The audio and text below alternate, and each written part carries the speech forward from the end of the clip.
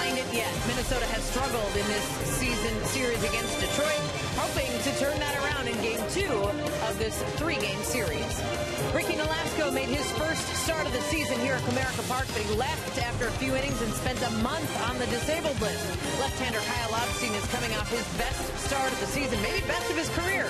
7 2/3 shutout innings in his last start against the White Sox.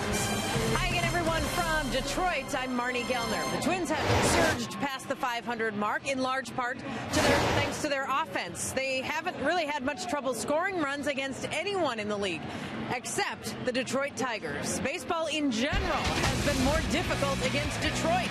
The Twins are just 1-6 this season against the Tigers, averaging just over 2 runs per game. They've scored over 5 runs per game against everyone else. Pitching has just not been as sharp either, although last night Kyle Gibson was fantastic. Still, an overall team ERA up near 6.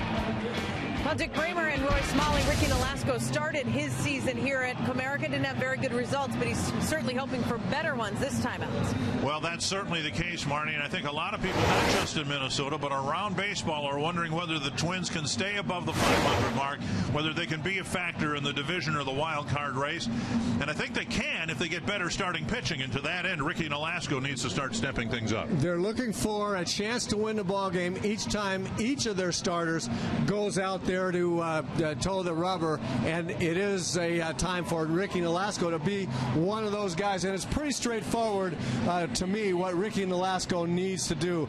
First and foremost, Bert Blyleven says it, command the fastball. He says it all the time because it's always true, and especially for Ricky, he has got to locate his fastball on either corner of the plate so that he can throw his favorite pitch, which is his curveball. But unless he's getting his fastball over with command, the curveball is not going to be any good. He's got to get that down in the zone after he's established his fastball, then finally mix in a changeup, because against these Detroit hitters, you got to throw everything in your arsenal at any time and any count, otherwise they'll be on to you. In addition to a ball game here tonight, it's night 2, day 2 of the Twins auction, the broadcast auction. And for more on the items up for bid tonight, let's go to Jamie Hirsch.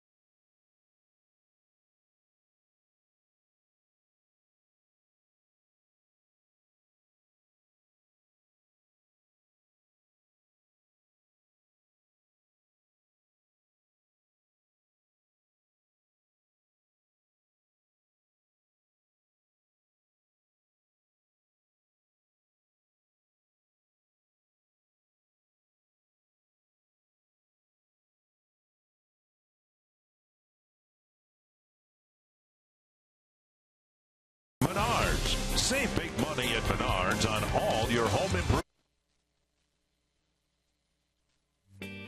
Comerica Park is one of my favorite parks in the big leagues, I think.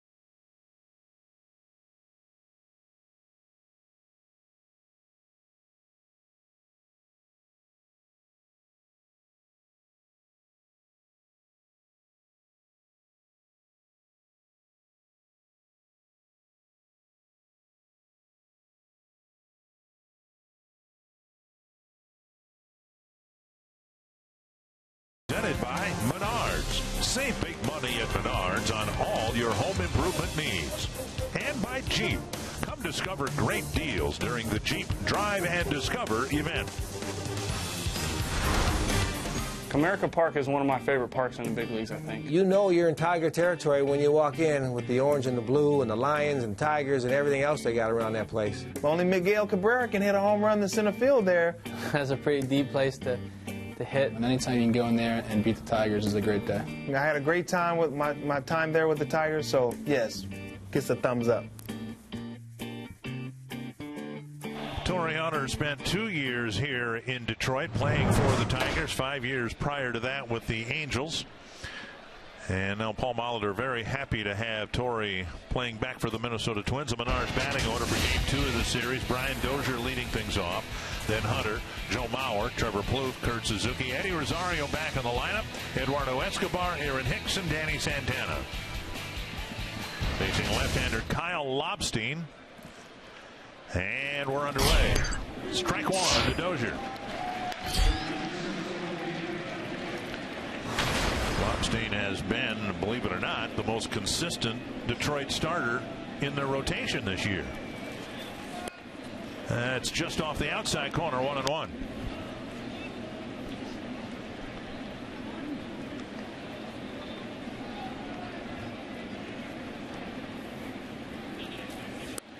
Two and one. What makes that statement particularly odd, he didn't even start the season in the Tiger rotation.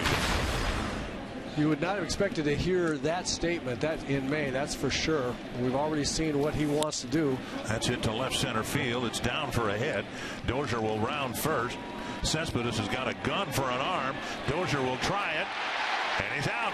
Trying for the extra base. Cespedes with an outstanding arm and a very accurate one as well. So a base hit, but the bases are empty. Well, a nice swing and a nice job of running right out of the box. Brian's thinking double as soon as he hits it. Ball got a lot of the plate there, more than Lobstein wanted. Dozier with a base hit, and trying to stretch it, but not only a strong arm, but accurate. He threw it right on the money to Kinsler, who applied the tag on Dozier. Not a bad gamble by Brian with nobody out to start the game, but maybe not against this guy. Be out that much to start the game. Probably not the best gamble. Probably could have held up about halfway and gone back, because they all know Cespedes can throw it and throw it accurately. 1-1 now to Hunter.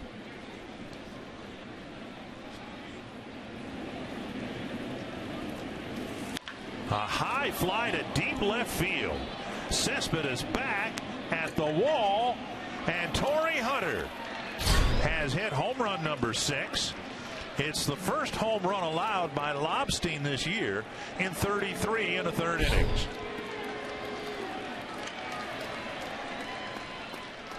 Watching Torrey take batting practice early with under the stadium in the batting cages with Todd Brunansky.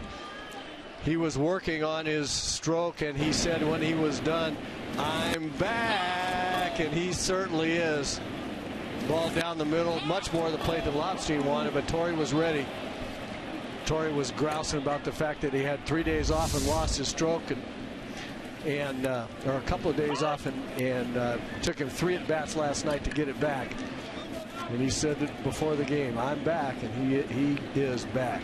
Started the road trip by going 7 for 7 against the Indians. And now a pitch up to Mauer, 1-1. Well, I started to say we saw the first 3 pitches of Brian Dozier. What Lobstein wants to do, he wants to pitch to the outside corner on right-hand hitters. Half to the right side, easy play for Kinsler. 2 down. That'll bring up Trevor Plouffe. Northland 4 defense for the Tigers. Cespedes, a great arm in the left. Goes tremendous speed in center. J.D. Martinez, the right fielder. Castellanos, Iglesias, Kinsler, Cabrera, with James McCann behind the plate. So we'll see Lobstein try to keep the ball away on the outside corner right-hand hitters. He got a lot of the plate for Dozier, a lot for Torrey. Both of them made him pay. He goes right back out there against Trevor Plouffe. He'll run a breaking ball down at the back foot of a right-hander, but he wants to stay right out there on that corner. 2-0, not a hard-throwing left-hander. The Twins have faced a lot of left-handed pitching this year. They are coming into tonight's game 10-5 against left-handed starters. This one hit to short center. Goes, comes in, and that wraps up the first inning. Dozier's single. He's thrown out trying to make it a double, but then Hunter hits his 6th home run of the year to put the Twins up early.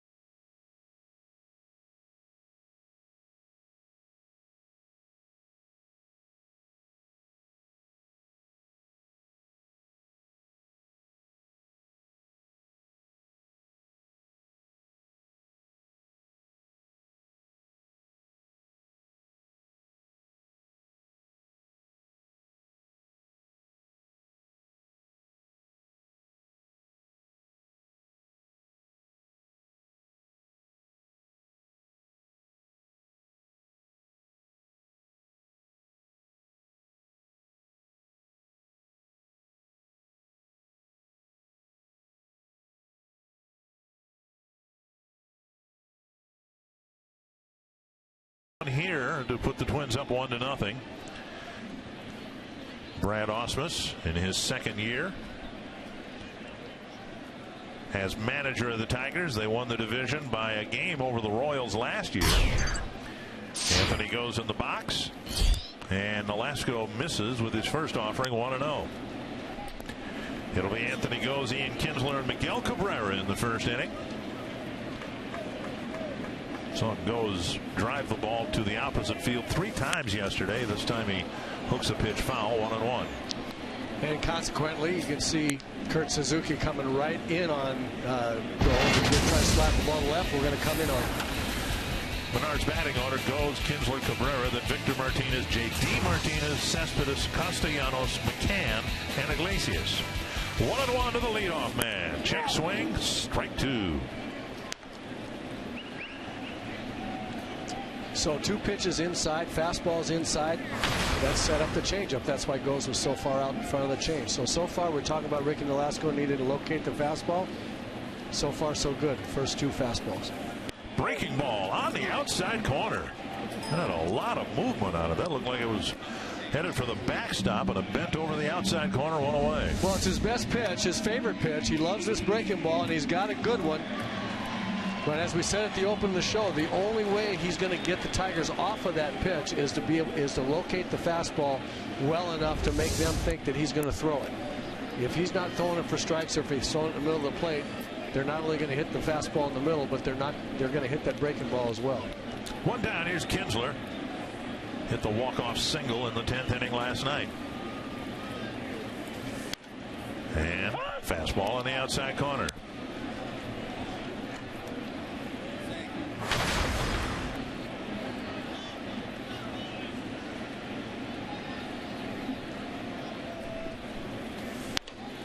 Fastball up and away, 1-1. Nolasco made the start here. 2nd game of the year in early April. Didn't pitch well, didn't pitch long, and then reported some elbow pain. Twins sent him back to the Twin Cities, shut him down. He made one rehab start in Cedar Rapids and has come back to make 2 May starts. He's won them both. He's only gone 5 innings in each, and a total of 10 innings and 7 earned runs. So he is hoping, and he's not alone, that this will be a much better start than his 2 wins this month. 2-2 to Kinsler. Well, already in 2 batters, he's thrown more fastballs on the corner, relatively speaking, than we've seen him in a long time. It's a foul back. Got a piece of home plate umpire Chris Guccione.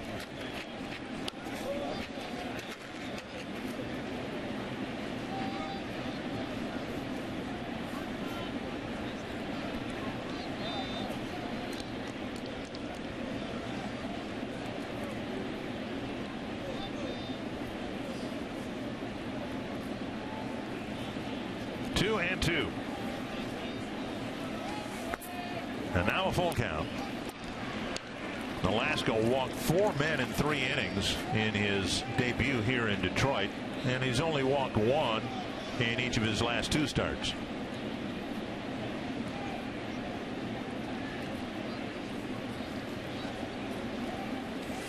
Foul back.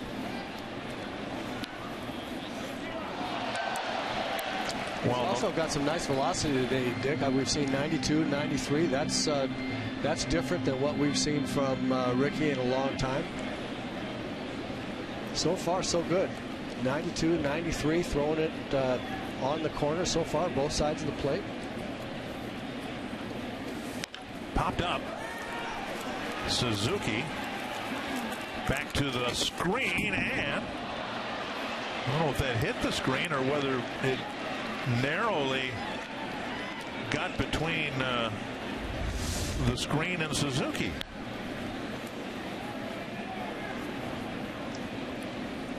No, it hit the screen. You can see the screen wiggle there. Yep. I'll say Kurt's pretty good on foul pops, and that ball on its way down hit the screen. He had a little trouble getting the umpire out of his way as he went back there to the screen. So another 3-2 now from Nolasco. To right center and deep. Hunter chasing it down in the gap. A long run. We've seen Torrey at age 39 cover a lot of ground in the outfield. He had to go a long way to haul that in for out number 2. The Twins out in the field, brought to you by Northland Ford. Eddie Rosario getting a start in left field. Hicks in center. Torrey Hunter in right. Plouffe, Santana, Dozier, and Mauer around the infield, and Suzuki again back behind the plate. We saw Torrey make a important running catch toward the line yesterday, coming in and to his left, and here early on tonight he had to go back and to his right. Here's Cabrera, foul back, 1 strike. And as I mentioned last night, when Torrey made that nice running catch down just below his knees, he may not cover as much ground as he used to, but if he gets to it, that ball will stay in his glove. He will catch it. He hadn't lost that ability, that's for sure. It's fun to watch him go after the ball, because if he can get there, he's going to catch it.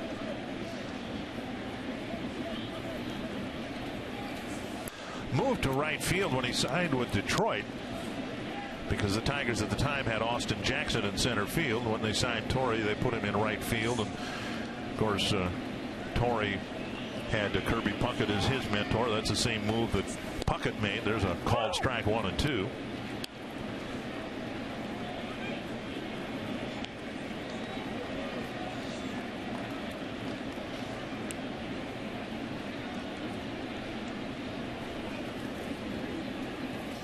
Breaking ball, missed the inside corner. And a really, really good one. That's a hitter of Cabrera's caliber to lay off that one. That was a sharp breaking curveball, good curveball. He's thrown him 3 great ones in a row. The first one, Cabrera looked out like, holy cow, that was pretty good. Where'd you come up with that one? And a foul back, left the fastball up. The fastball has been consistently at 93 miles per hour.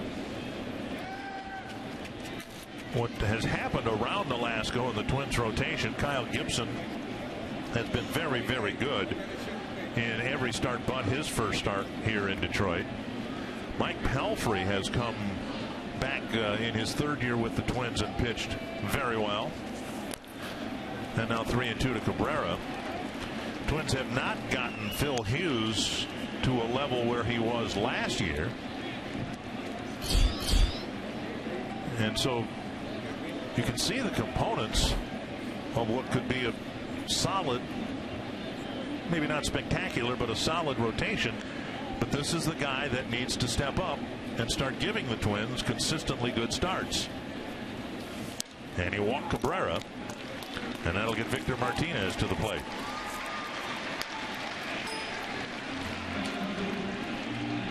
So now a lot of pitches for Nolasco. He's already thrown 20, and the chances of this Martinez at bat ending quickly aren't very good. He stretched out Kyle Gibson in most of the at bats last night. Well, you know, it'll depend on where Ricky's throwing the ball to him. If he throws it down the middle of the plate, the at bat could be over quickly. If he's throwing it on the corner, as you suggest, Victor's really good at spoiling good pitches.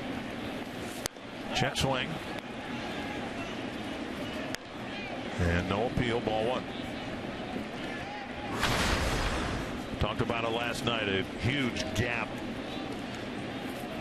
between Martinez's abilities right-handed versus left-handed.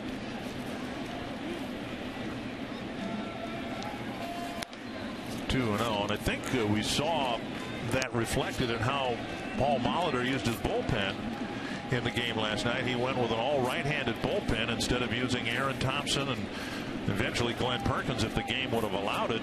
You bring a left-hander in, and this guy's going to hit from his preferred side. 2-0.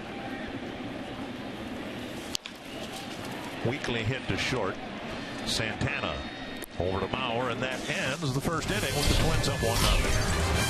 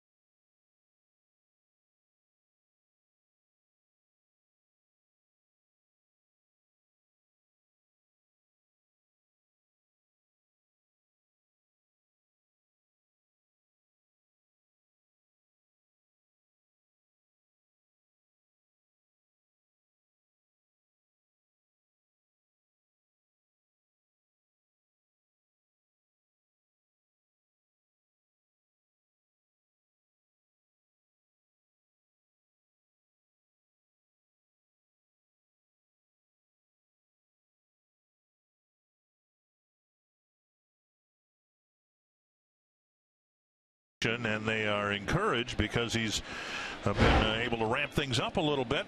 Sanford Health Injury Report showing you that Verlander, as he said, about 80% out there in the bullpen, throwing his pitches, throwing all his pitches. Been bothered by a tricep strain that started bothering him late in spring training. So he hadn't thrown a pitch yet.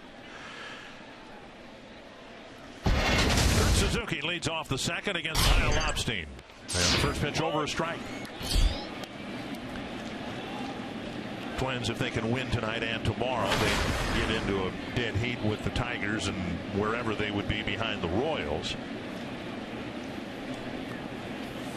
And that's subject of some discussion, I know, back home. I mean, is this a mirage? The Twins playing above 500? I think given how they've played, if they can continue to play this well, there's no reason to believe this team can't stay in the hunt. And then as the Tigers will get Verlander back at some point in early July, the Twins hope to get some help in their rotation as well. Irvin Santana's suspension will be over with.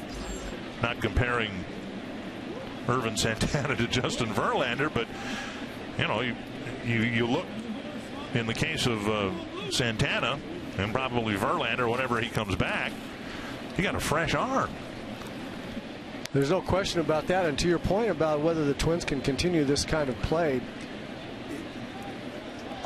every team in the division, as you pointed out, Dick, has some warts. There's nobody that's the perfect team, and so you look at the Twins, and then if they continue to pitch from their starters, Suzuki grounds one to Castellanos, throws over across to Cabrera to retire Suzuki.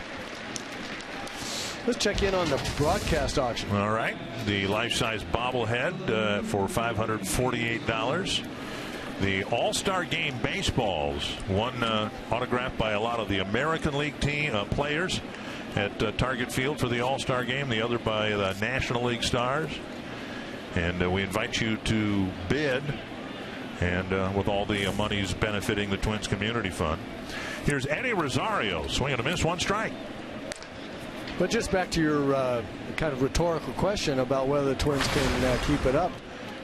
The starting pitcher is not doing it with mirrors yet. They're doing it with good stuff and a good approach. And all of them throwing 3 pitches, throwing them a lot. I think it's an influence of Neil Allen. He's got them throwing confidently with change-ups and breaking balls along with fastballs. They're throwing strikes. So they're not doing it totally outside the realm of possibility of continuing that. And as long as you pitch like that with your starters, their bullpen looks like it's going to be very good. Then it's just a question, and I think they're going to catch the ball fine. So then it's just a question of how many runs they're going to score. Swing and a foul. And McCann will try to walk that off. I think the most encouraging thing for Twins fans, and now Twins have lost 2 in a row, the series finale in Cleveland and the opener last night. But the most encouraging thing is this team was, 5 games above 500. And you'd be hard-pressed to pick anybody out of the lineup that was having an exceptional year. And similarly, you'd be hard-pressed to come up with anybody on the pitching staff that was pitching beyond what they've proven to be capable of. And it would be one thing if somebody was 5-0 with an ERA of 1.15 and they really had no track record to support that kind of play. Strikeout for Rosario, 2 down. Big sweeping curveball, kind of a slurve in between curve and slider that Lobstein throws. He likes to throw that to left-handers. It just starts off at the middle of the plate and just keeps breaking away. It's one of the things that Eddie Rosario is going to have to go through at this level is just getting used to the pitchers and what they throw. That's the first time he's seen that big breaking ball from Lobstein. Didn't know what it was going to do. Up and away to Escobar, the designated hitter.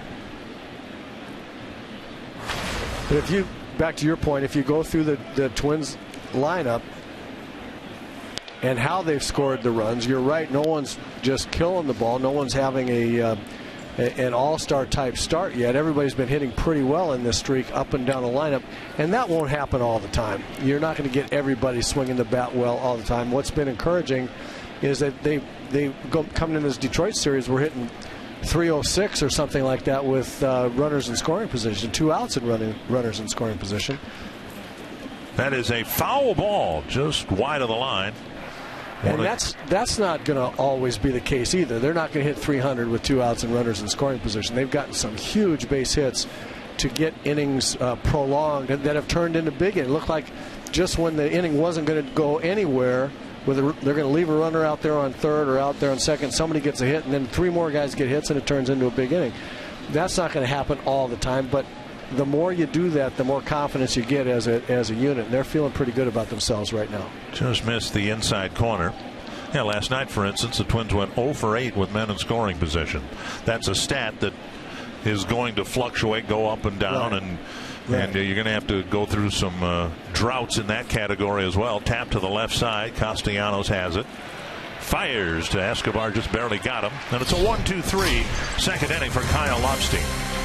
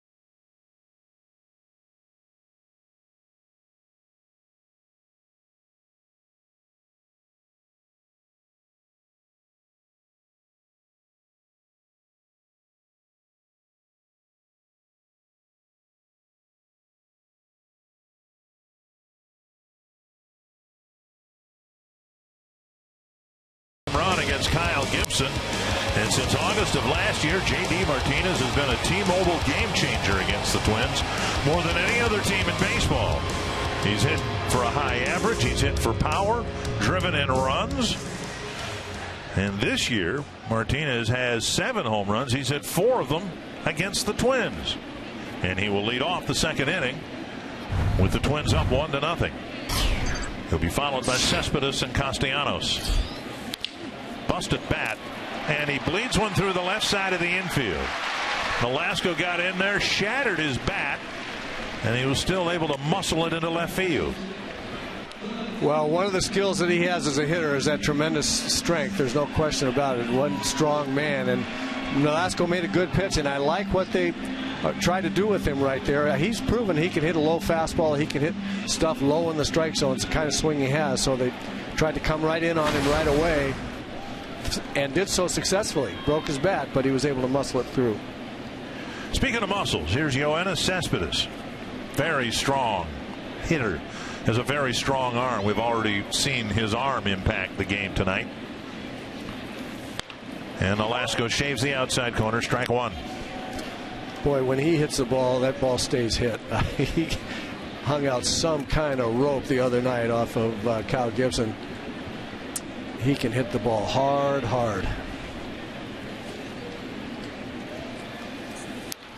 Out in front, 0-2.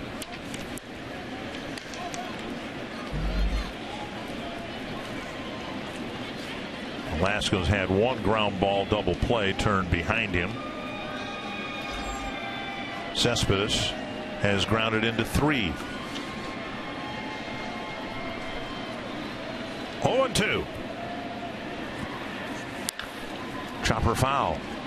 Way out in front of the breaking pitch, but he was able to make contact. This Detroit Tiger unit as a team, one of the better lineups, and not giving at bats away, fighting all the way through, spoiling pitches. They all do it very well. Kansas City's another one that's like that.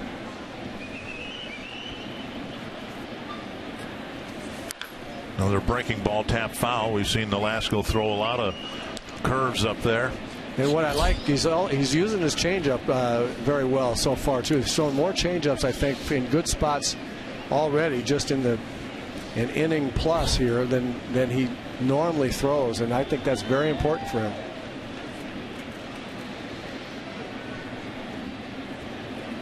Again, 2 strikes. Suzuki setting up away. Tapper to short. Might be 2. 1. And Cespedes beats the relay. 1 down. Cespedes at first. Let's find Marty Gellner.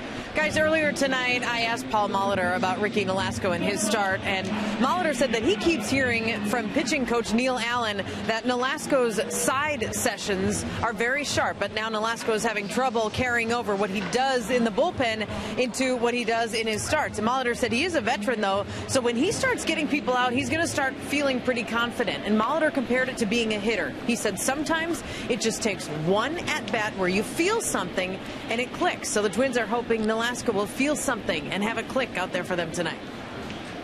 Well, thank you, Marty. He's facing Castellanos here with a runner at first and 1 down. Fastball inside, 1-0.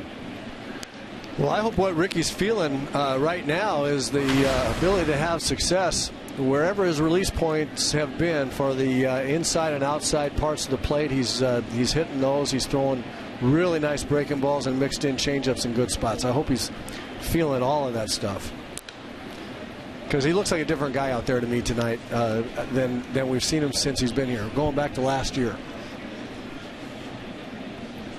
3 opponents have tried to steal on Nolasco, only 1 successfully.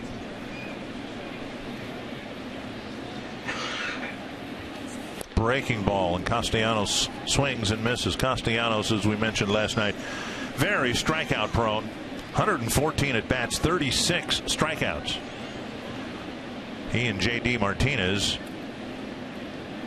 are number 2 and number 1 on this team in strikeouts.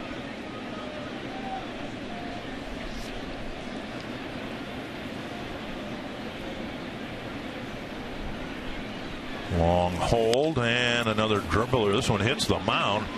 And Santana with a great play at second base to get the force there, and then rifling a throw to Mauer. 3-man bat, and Nolasco has a quicker second inning. Still has a 1-0 lead. Quick feet, strong arm.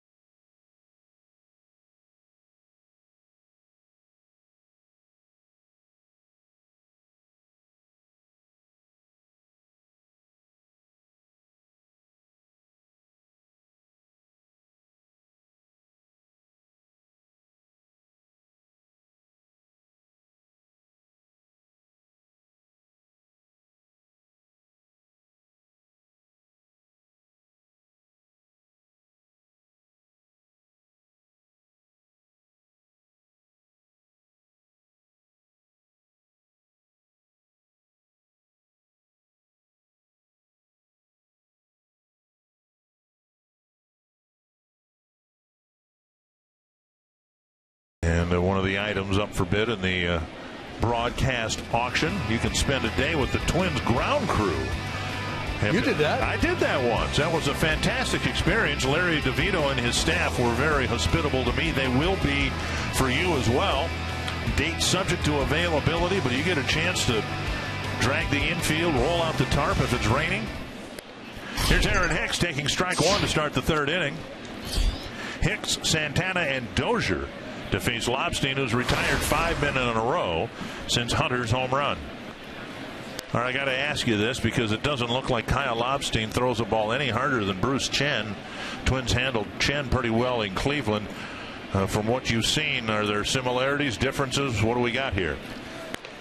I think Lobstein has a little bit better stuff than Chen. He doesn't throw an awful lot harder, but it looks to me like his breaking ball is better, and he's got a little bit better idea about the outside part of the plate to right-handers. But Hicks hitting from his preferred side. He hit well from both sides of the plate in AAA. Went 1 for 4 last night. Santana on deck. From both sides of the plate, Hicks has got a pretty good eye. And he hits one up the middle into center field. A sharp single to center to start the 3rd inning.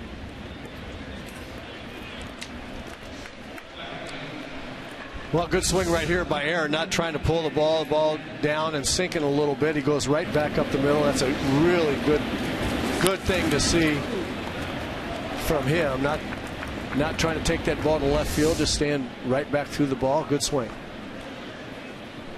Danny Santana statistically from his preferred side this year, hitting nearly 300 as a right-handed batter.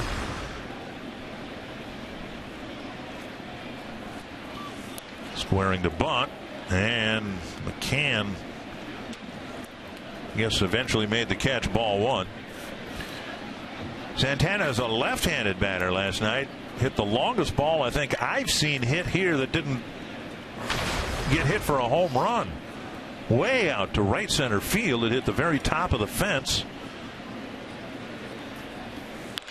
And now a base hit to right into the corner. Hicks around second. He'll go to third. And Santana and Hicks start the inning with singles. Both of them with real good swings, real good at bats. Again, Lobstein's preferred way of getting people out is to throw the ball down and away, to have sink it away, have you try to pull the ball. And Danny, he got that one up out over the plate. Danny just went right with it. Easily first to third for somebody of Aaron Hicks' speed. And this is a fun part of the lineup. If you look at the one thing we haven't talked about, what the Twins are developing here, Rosario, Escobar, Hicks, Santana, Dozier, there's some real speed there that we haven't seen from the Twins in a while, that much full lineup speed. Cabrera threw the ball across the diamond to Castellanos as Hicks was extending his lead at third base. He took everybody by surprise, even Castellanos, I think. Dozier takes outside, ball 1. First time through the batting order, and the Twins have 4 hits, including Dozier's single. He was out trying to make it a double to start the ball game.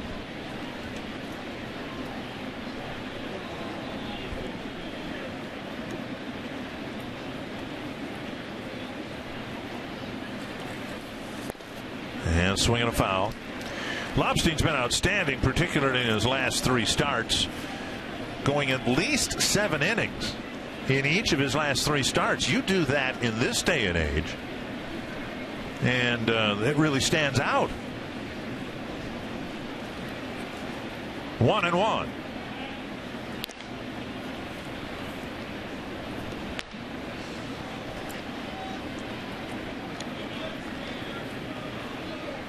Twins had ample opportunities in the game last night to score more than the 1 run they scored, and it didn't do a very efficient job. I'd like to take advantage of this chance here in the 3rd. And a high pop-up down the left field line.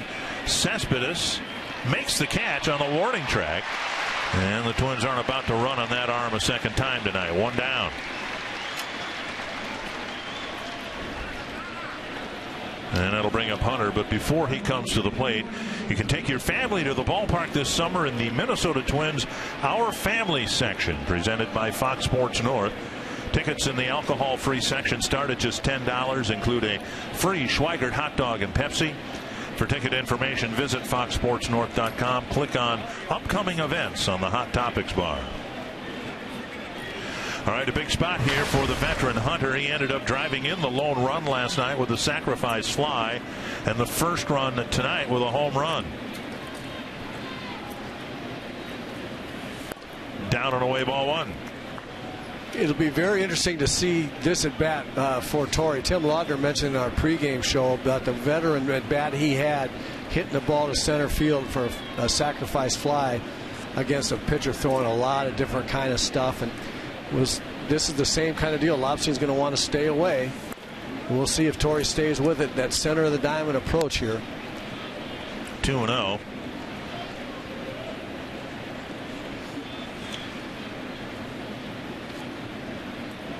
Hunter leading the team with 21 runs batted in. You got a fastball down and in and hit it for a home run. The temptation is to try to do that again, but his job right here is first and foremost get that runner in from third, and the best way to do that is center the diamond. Get something up and out over the plate where you can hit the ball left center, right center. Hope it falls in, hope it's a hit, but at least a sac fly.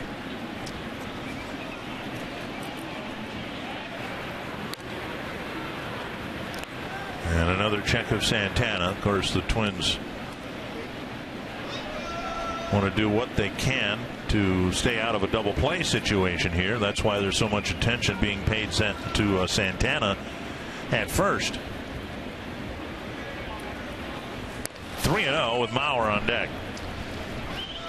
The other thing Tim Lauder did a really nice job of talking about, explaining in the pregame show, is what the catcher's thinking about with different situations. And the catcher's got his pitcher out there, likes to stay out, away. They want double play if they can. They want Torrey to roll over on one. They've been trying to stay away from down and away. And Torrey didn't bite. That's a professional approach right there. If Torrey were trying to pull the ball, he'd have had much more temptation to swing at some of those pitches that he laid off of. And by trying to stay in the center of the diamond with his approach, he laid off all of those. And now the Twins have the bases loaded with Joe Mauer up. Jeff Jones to the mound. A quick trip to the mound. Lobstein got Mauer to bounce out to second. He'd love to do that again here, but Joe in a big spot here in the third inning with the Twins already leading 1-0. I want to pass along birthday wishes to Larry Rohde of West St. Paul, watching Twins baseball tonight on his 102nd birthday.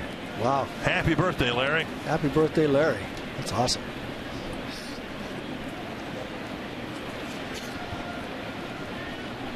Jones has said his piece, and now Mauer stands in.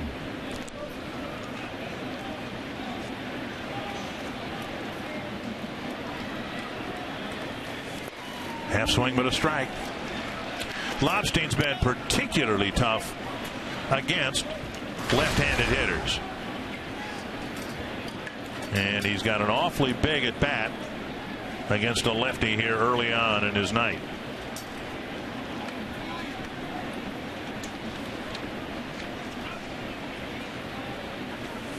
Inside, 1-1.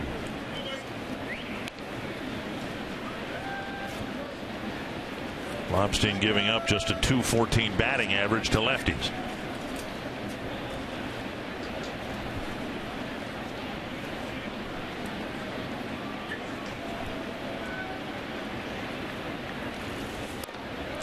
Taken inside, 2-1. I think the reason he's better against left-handers is he's obviously very comfortable throwing the ball on this side of the plate, outside to right-handers, as we've seen the whole game, and which is inside to left-handers. So if he's comfortable throwing in there to left-handers, then has that big sweeping breaking ball that he has, that will be tough on left-hand hitters. A drive to the gap, and it will run to the gap and through the gap, and it will clear the bases. Mauer rounding second with a triple, and he will be held there. And Mauer with a big hit and almost had a chance for an inside the park home run. That would have been an awfully long run, or throw rather, for Ian Kinsler. And the Twins jump out in front 4-0. Great at bat by Joe right there. He got a pitch that, watch this, right up in the middle of the plate, just settles right in the middle. And he put a really good swing on it. Of course, we know Joe's always been terrific against left-handed pitchers. You get a ball up there with mediocre stuff on it right in the middle like that. That's right in his wheelhouse. And what a huge hit. Boy, did the Twins need something like that. Infield in now for Plouffe, and he drives one to right center field. That'll be chased by Martinez. He won't get that one. How many bases will Plouffe have? He wants a triple, rounding second, on his way to third on back-to-back pitches. The Twins get a pair of triples. And Trevor taking that same approach. Runner on third base, center of the diamond, hit back through the ball, hit back through the pitch that Lobstein wants to throw away, away, away. Don't try to pull it. You hit the ball in the air to center field, you get a sacrifice fly. If you hit it this well and this much in the gap, you get a triple. Great at bat. There's 3 really, really professional at bats in a row. Hunter Maurer and Trevor Plouffe for a 5-run lead. Can I just point out that Twins have gotten some big hits ever since I suggested that Lobstein reminds me a lot of Bruce Chen? Can I take some credit for that? Absolutely. Infield in again, this time for Suzuki. Inside, ball 1. And you can tell the way Kurt took that pitch, that breaking ball to the back foot, that he didn't flinch on that like he was thinking about pulling the ball. So let's see if we can have a 4th really, really good at bat. 3rd in a row with runner on third base. Early activity in the Tiger bullpen, now 2-0. 50 pitches for Lobstein, only 26 strikes. And he's given up 6 hits. 3 extra base hits.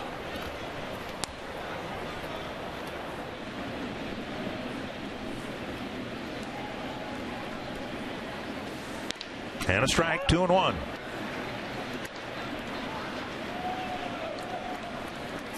Twins have faced some really nasty left-handed starting pitching, including David Price twice, Chris Sale twice. And yet their record against a left-handed starter is 10-5. 3-1. Rosario on deck. This is a guy who simply been outstanding, pitching a total of 22 innings in his last 3 starts.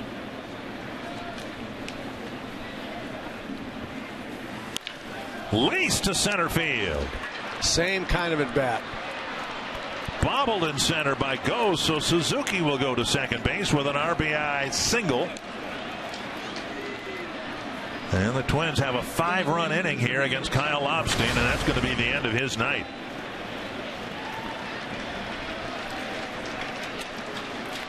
Well, the Twins get singles from Hicks and Santana, the 8 and 9 batters, to start the inning. And then after Dozier's foul out, walk, triple, triple, single. And the Tigers will have to dip into their bullpen here in the 3rd inning, with the Twins leading already 6-0.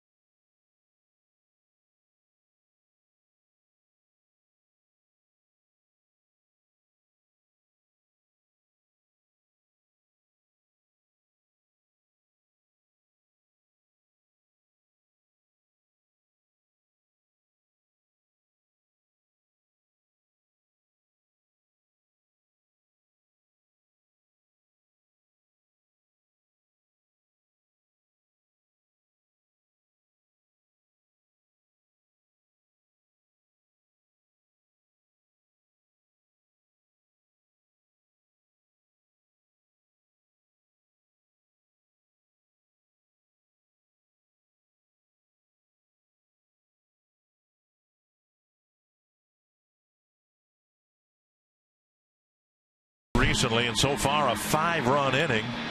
They do give Kurt Suzuki credit for a double, an RBI double, so 3 extra base hits in a row. The Twins have hit for the cycle against Kyle Lobstein and knocked him out. Alex Wilson, who the Twins saw last year pitch with the Red Sox, part of that Rick Porcello trade. He's an early call for the Tigers out of their bullpen. Well, they knocked out Lobstein, a guy that wants you to try to pull the ball so he can get you hit over the top of it, with 5 successive hits in the center of the diamond. Really good at bats. Up and away now to Eddie Rosario. You think about that. Hicks got it started, base up the middle, Santana to right field. Hunter took a great walk, and then it was Mauer right center, Plouffe left center, right center, and Plouffe and Suzuki left center. All in the center of the diamond. Great at bats. That was fun to watch. Swing and a foul, 1-1.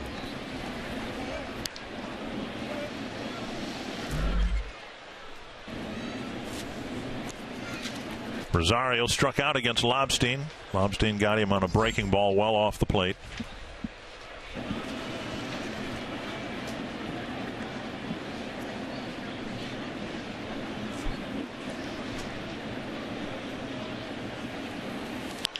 That's down the left field line. A foul ball won't be caught. It's 1-2.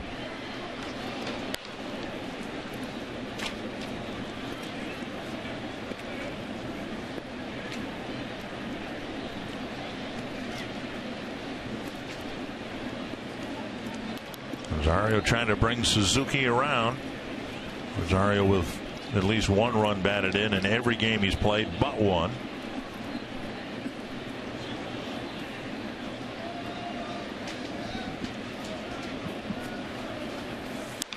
And a foul back. Rosario has a real interesting approach at the plate. He as he strides into the ball, his weight actually goes back toward his backside a little bit, back on his heels. It almost looks like he's pulling away from the ball toward right field, but his hands stay back, and he has the ability to stay inside the ball and keep the big end of the bat in the center of the field. So it allows him to adjust to a lot of different pitches. We saw that in the first pitch he saw in the big leagues. Fastball up and out over the plate from Kazmir that he hit in the seats, and he has the ability to generate an awful lot of bat speed through the zone, even though it looks like he's falling away from it sometimes.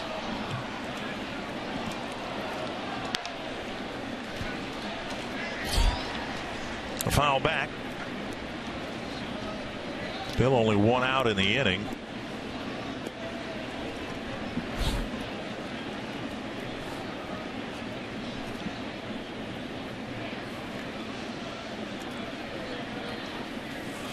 And Rosario strikes out number 2.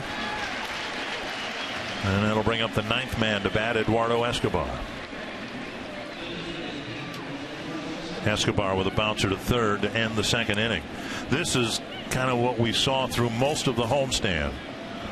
The Twins just erupting a series of good at bats, one right after the other. Some crooked numbers up on the scoreboard, but not much in the way of run scoring the last couple ball games. And Nolasco says, go ahead, pile on, boys. Down and in. Nice stop by McCann. Well, the real difference this year in this nice streak that they've had, as opposed to the last 4 years, it seems like, is that when the ball club has had a chance to have a big inning, get a couple of guys on, they've gone ahead and figured out a way to have that big inning. And you're absolutely right. And sometimes it even with 2 out, when it looked like the inning was going to be over, and then all of a sudden they erupt. But they've done a very good job of having those really good at bats, as you say, to find that big inning when the opportunity presents itself. 2-0 now to Escobar.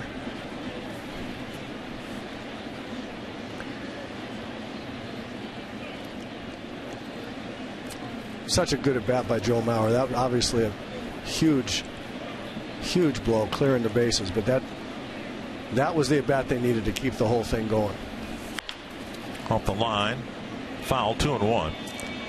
Twins entered the game 5th in the American League in runs scored, and that's having scored 3 runs in the last 2 games. Danny Salazar shut them down in Cleveland on Sunday. They had the off day Monday, scored just 1 run last night.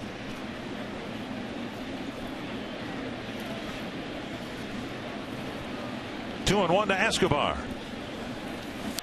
And now fouled away over the Tiger dugout.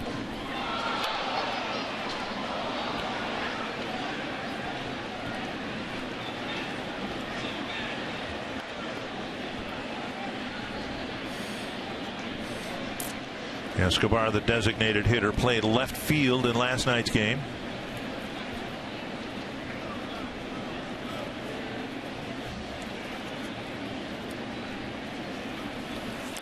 Down and in. A full count. Hicks on deck. He started the inning with a single. Escobar in the lineup today as a DH in place of Kenny Vargas. He 3 for 5 last year was Escobar against Lobstein. Paul Molitor opting to go with a guy that had seen him before and had good success. Now he gets to turn around, hit left-handed against the right-hander. Foul back.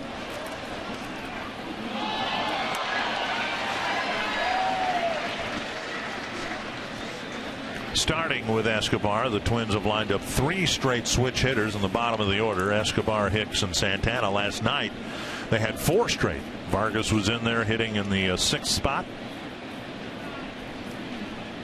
3 switch hitters, 3 guys with good speed, from good to great.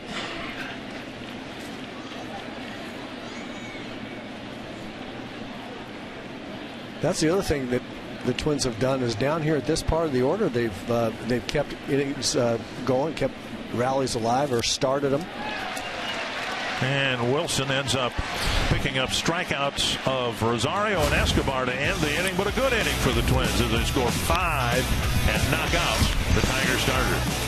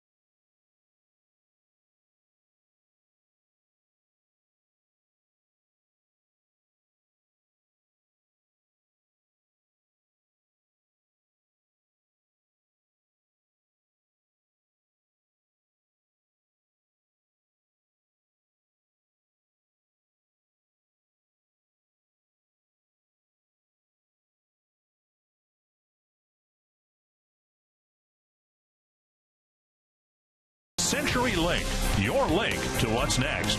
By NorthlandFord.com and your local Northland Ford dealer. And by Grand Casino. The best stories start here. Twins have jumped out to a 6-0 lead. Bottom of the 3rd inning. James McCann will lead things off against Ricky Nolasco, starting the inning with 32 pitches thrown. And he delivers strike 1 to the Tiger catcher. News today regarding Alex Avila, the regular catcher, has been sidelined for over a week now with a bad knee. He has a loose body, and Dozier knocks it down, picks it up, and throws him out. Pretty well hit ball for the first out.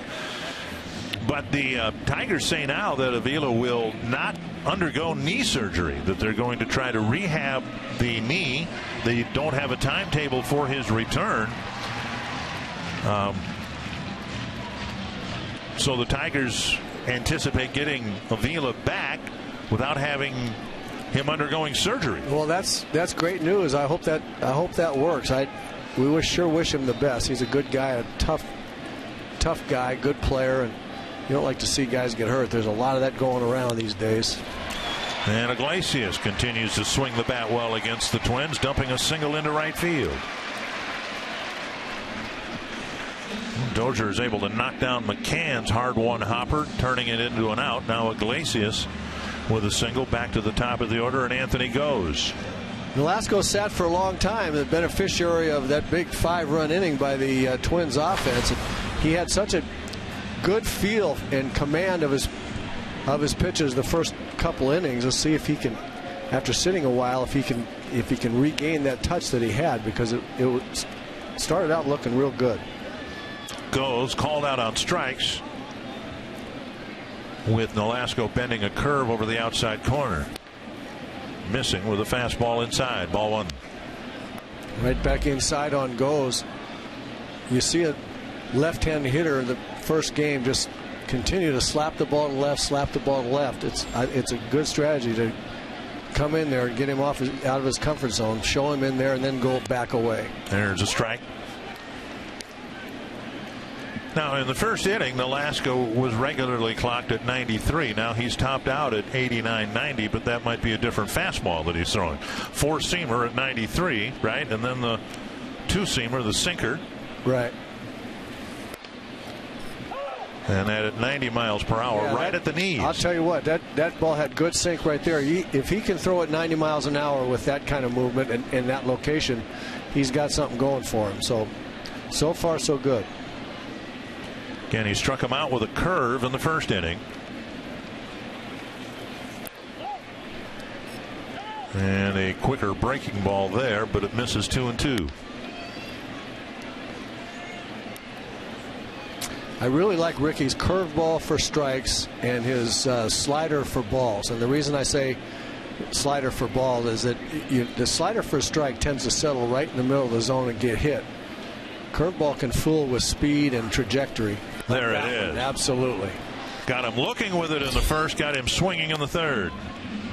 Really good pitch. So he impressed it, but he was coming inside. Goes, sees it, sees the ball start out that way. Quick to the ball, and then it just doesn't get there and drops below his bat. Nice pitching. That seems like a pretty good plan. You show a hitter a quicker breaking ball, and then a bigger break and less velocity. How in the world could he possibly time it? He's a big league hitter. He's supposed to figure that out. Maybe in his next at bat. 2 down, and here's Kinsler taking strike 1. See, that's that little slider right there, and if you can throw that ball on the corner or just off it, then it's a great pitch. But once you have to throw a strike with it, it tends to settle right in the middle of the zone. Whereas that big curveball we just saw, he can throw a strike with that one because it can fool a hitter two ways, both in velocity and in the depth of trajectory. Slider strikes tend to just kind of spin there in the middle and say, hit me as far as you want. Up high, 1-1. And that was clocked at 91. That might have been the 4-seam fastball. Yep. Tried to throw that one a little harder.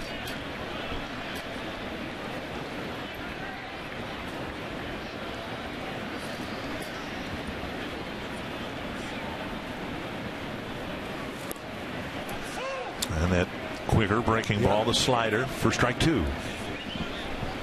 It's very effective when you have 2 breaking balls like that. It really is.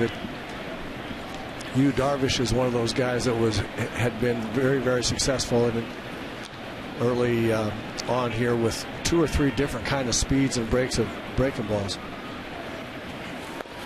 Suzuki slides to his right, 2-2. But you still have to be able to establish that fastball. You still have to be able to make guys think that there is a fair chance that you're going to throw a fastball in a spot that they're going to have trouble with. Because if you can't convince them of that, then they're going to, big league hitters are going to get on the breaking ball. It looks like they're going to try to come in with a fastball here. If Kinsler hits his way on, that's one thing. You don't want to walk him here because of who's on deck. You've got a 6-run lead, and you'd prefer Cabrera lead off the next inning. Absolutely.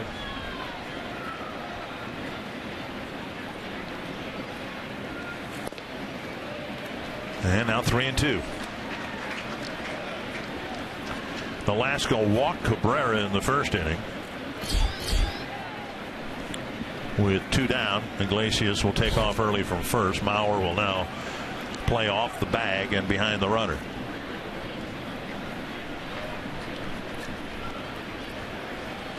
Swing and a miss, and Kinsler spins out and strikes out to end the third inning. Good sinker down and in. Ball's running really well.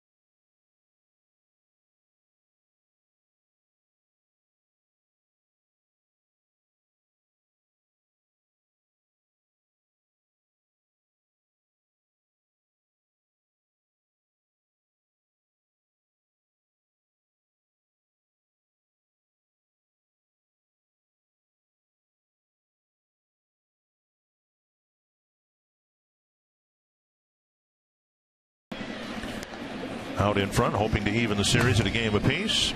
And tonight's Coors timeless moment on this date in 1955. For the first time in his big league career, Mickey Mantle hits home runs from both sides of the plate, finishing the game with 3 round trippers, 2 from the left side, 1 batting right-handed. He drove in all of his team's runs in the 5-2 Yankee win over the Tigers at Yankee Stadium. Here's Aaron Hicks leading off the 4th. He led off the 3rd with a single, and by innings end, the Twins had 5 runs. Strike 1. Really like to see Aaron Hicks have a good at bat left-handed here. I think it would do a world of good for his confidence. He's swinging the bat well left-handed in AAA. Got a base hit right-handed.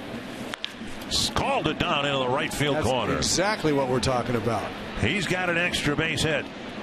And it's a double. He's having a good night here so far, 2 for 2, with a sharp hit from each side of the plate. Strong looking swing right there. This is a strong young man. His whole body's strong, his hands very strong, in great position, and just really let her go that time. That's as much bat speed as we've seen from Aaron Hicks in a long time. He's talked about the leg kick from the left side really helping him a lot.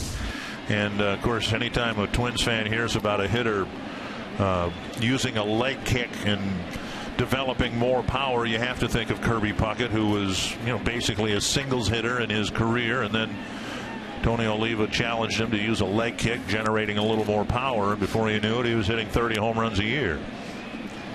Here's Danny Santana, singled his first time up.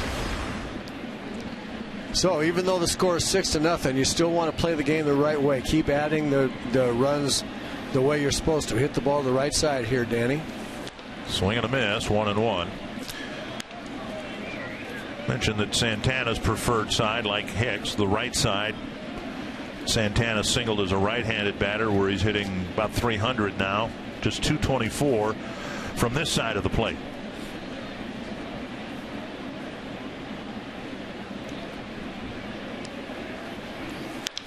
A high fly to center, and actually comes in with the wind blowing in from left center, and Santana leaves Hicks at second base. Update on our broadcast auction. The clubhouse dinner for $550. That's a good deal. Let's bid that up. A multi-course dinner for 10 in the Twins home clubhouse, prepared by the culinary staff at Target Field. And it includes an exclusive tour of Target Field by Twins curator Clyde Deppner, The event must be scheduled during the off season, but that'll be a special evening out for you and 9 of your friends. That would be great. That Twins clubhouse is really, really something. Big league clubhouse all the way. Big, beautiful clubhouse. It'd be fun to eat down there. They do a good job of doing food. You and I know that. We eat dinner there before ball games. And that'd be a real fun time for 10 people down in the locker room. That'd be cool. 1-0 to Dozier.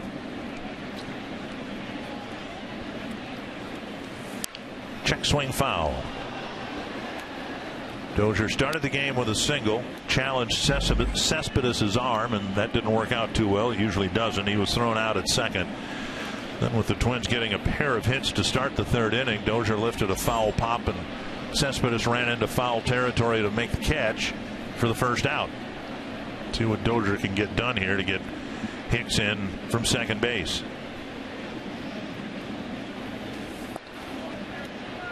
2-1. How many stolen bases did you get in your career? Oh, I'm trying to think of how many back end of the double steals that might have happened. McCann's got a really good arm behind the plate, but Tigers aren't paying a whole lot of attention to Hicks at second base. This one walloped to left field. Cespedes back to the wall. He makes the catch, reaching up maybe over the wall to haul in Dozier's drive. There is some breeze coming in from left field, and that might have helped keep that ball in the ballpark. Yeah, I think you're right, Dick. Brian just got under it a little bit. A lot of times, a lot of days, and a lot of parks. This is a home run. Good swing, launches it up in the air. There's a lot of room out there, and the breeze blowing in a little bit. He hit it good. He hit it well enough to hit a home run. He just didn't crush it on this particular night when he needed to. Up 6-0. The Twins still don't want to waste a leadoff double. Hunter takes ball 1. Torrey hit a high fly, pulling it a little bit more than Dozier did, and he got it into the bullpen for a first inning home run. Then he walked and scored in the 3rd. But see that if Danny Santana gets Hicks over to 3rd, he scores on that fly ball right there from Brian. And a bouncer to short, and Iglesias fires across. Hicks left at second base, bottom of the 4th. Twins up 6-0.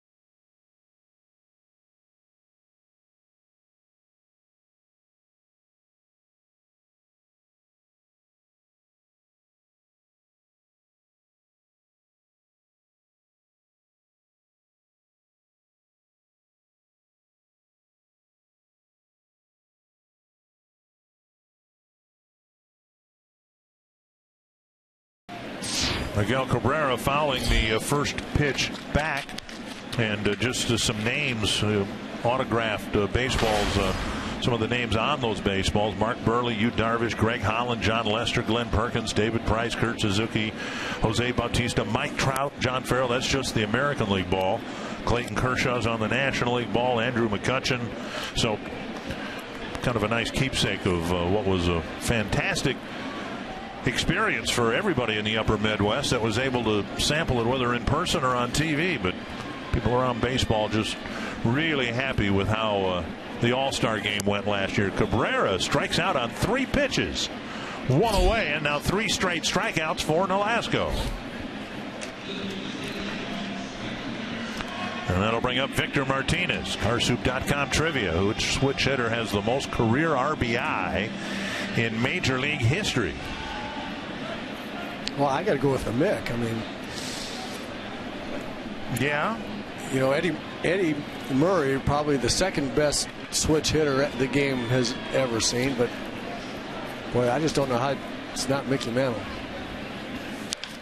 This one hit to the left field corner, and no chance for Rosario. I wish all of us in American League cities had seen more of Chipper Jones. He was another great switch hitter, but we didn't. But he would be in the top 5, I would guess. But I'm with you. It's got to be Mickey Mantle, I would think. We'll find out. 1 strike to Victor Martinez. Speaking of great hitters, not a switch hitter, but Miguel Cabrera, that last strikeout, Nolasco pitched him great. He got away with a high fastball that Cabrera didn't hit. He fouled back and then threw him 2 great curveballs that totally fooled Cabrera. And you can just tell he's not quite himself right now. 1 for his last 14 or 15, in a bit of a slump. And what I've noticed when guys are in slumps like that, as Martinez fouls a 2-pitch off, when guys are not feeling themselves, when there's slumps like that, one of the things that happens is they miss pitches they normally kill. And we've seen him in the series foul back some pitches that he would normally just climb all over, and then that puts a little doubt in your mind. You're worried about not catching up with a fastball, and then you're out in front of the breaking ball like that. I'm sure Victor Martinez is worried about that because he just can't drive off that back left knee, and that speeds him up a little bit, gets him out in front of stuff. Hitting is such a tenuous business. It comes and goes, and it comes and goes. And you can tell that it is gone a little bit for Miguel Cabrera. 2 strikes to Victor Martinez. Ooh. Boy, is that a nice pitch. 72-mile-an-hour curveball. Now you were talking earlier about having different speeds of curveball, where he's got the quick little slider and then the bigger one, and now there was a bigger, slower one even, because his curveball normally about 80. That was down at 76. And then the quick Martinez swings over the top of one. 4 straight swinging strikeouts for Ricky Nolasco. Here's the slider, and when it's 1 and 2, you can throw this pitch. That's the best spot for a slider that there is. Almost hit him in the back knee with that. Now, he couldn't throw that pitch so much 2 and 2 and 3 and 2 because he's got to throw a strike. But 1 and 2, what a great pitch. 5 strikeouts for Nolasco, 4 in a row, the second time through the batting order. All right, Anthony Goes isn't an all-star caliber player, at least not yet, but these are Kinsler, Cabrera, and Martinez we're talking about. And now J.D. Martinez, who busted his bat but singled.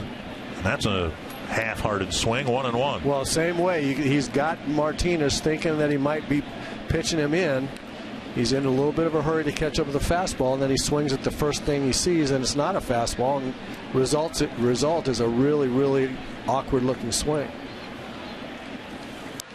And now the slow breaking ball, a check swing foul.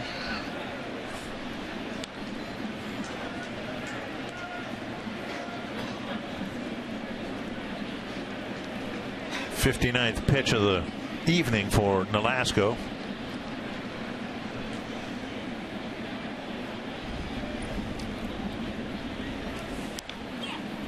Another breaking ball fouled away.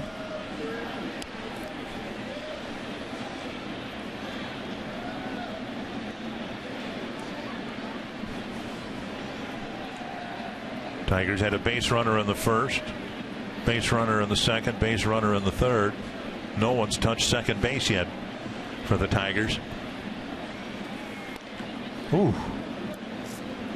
And that very close to the inside corner. That's the same pitch that he thought he struck out Victor Martinez on. Might have fooled the umpire there a little bit. Kurt Suzuki set up outside. The ball came back inside. Didn't look like a bad pitch at all. On the ground, backhanded by Santana, and his throw not in time. It pulled Mauer off the bag, but it would not have been in time anyway. And Martinez has his second single against Nolasco.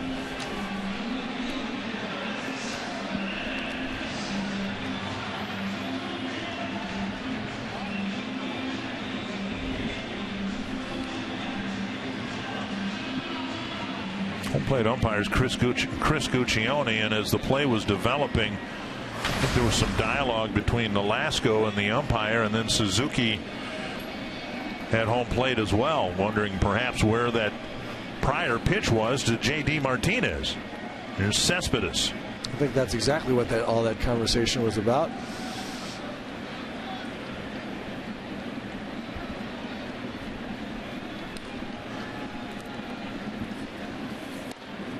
Inside ball one. Boy, is that a good pitch. Just tailed inside, but again, to good hitters like Cespedes, like Miguel Cabrera, you have to make them think that you're not afraid to come in there and get them out with fastballs in. If you're not willing to do that, the outside part of the plate will never be yours. Now breaking ball over for a strike.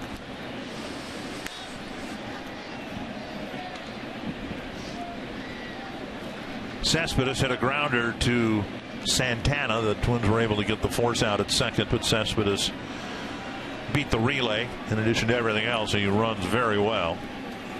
Foul back 1-2. Was that a groan of disapproval?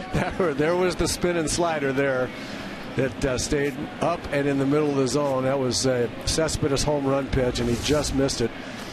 Here's the trouble with sliders. When they don't slide, they stay spinning right there.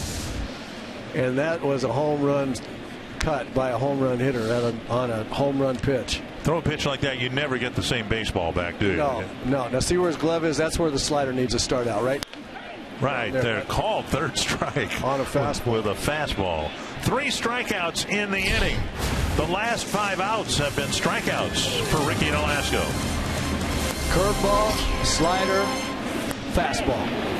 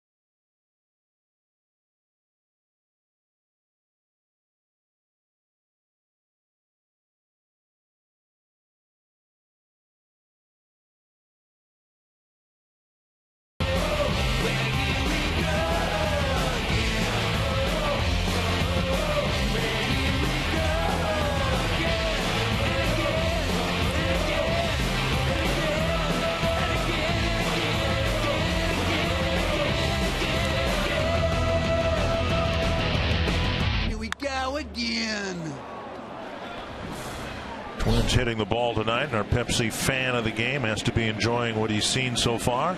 6-0 lead for the Twins. 3 of the runs driven in on a Joe Mauer triple in the 3rd inning. Strike 1 on the outside corner. The Twins got back-to-back triples on back-to-back pitches in the 3rd inning. First Mauer, then Plouffe. From those well-known speedsters, Joe Mauer and Trevor Plouffe. Yeah, you'd think, all right, Hicks, Santana, sure, I could buy that.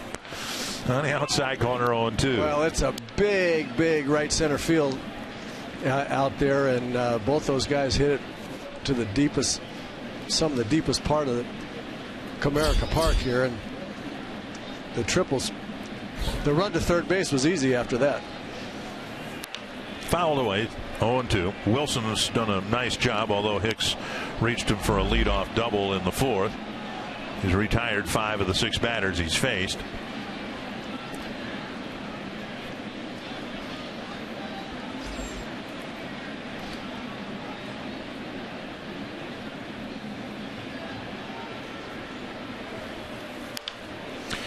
You can't do it. The game's counted. They stopped not counting in Fort Myers, but the first 3 games here, if you just try not to think about those, I think we've all tried to do that.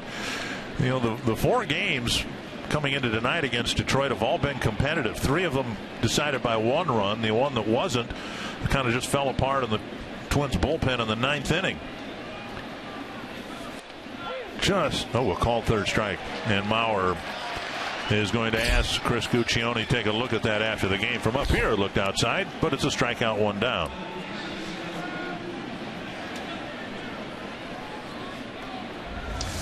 Backdoor slider, it looked like, a little cutter or something that was trying to spin back, and it was in fact outside. 1 down in the 5th. Here's Trevor Plouffe.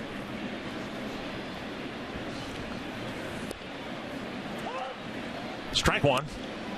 Pretty nice little slider that Wilson's got going here, going in good spots. Quick and with a good angle on it. Chopped to Kinsler, an easy play, and out number 2. Talking about the games between the Tigers and the Twins after the opening series of the year at Target Field, the Tigers won the first game 5-4. Twins won the second game 3-2. And in the 3rd game, they had a 7-3 lead going to the 6th inning. That was the game where Phil Hughes had some hip discomfort. And so the Twins handed a 4-run lead over to the bullpen. And instead of the Twins winning by 4 runs, they lost by 3.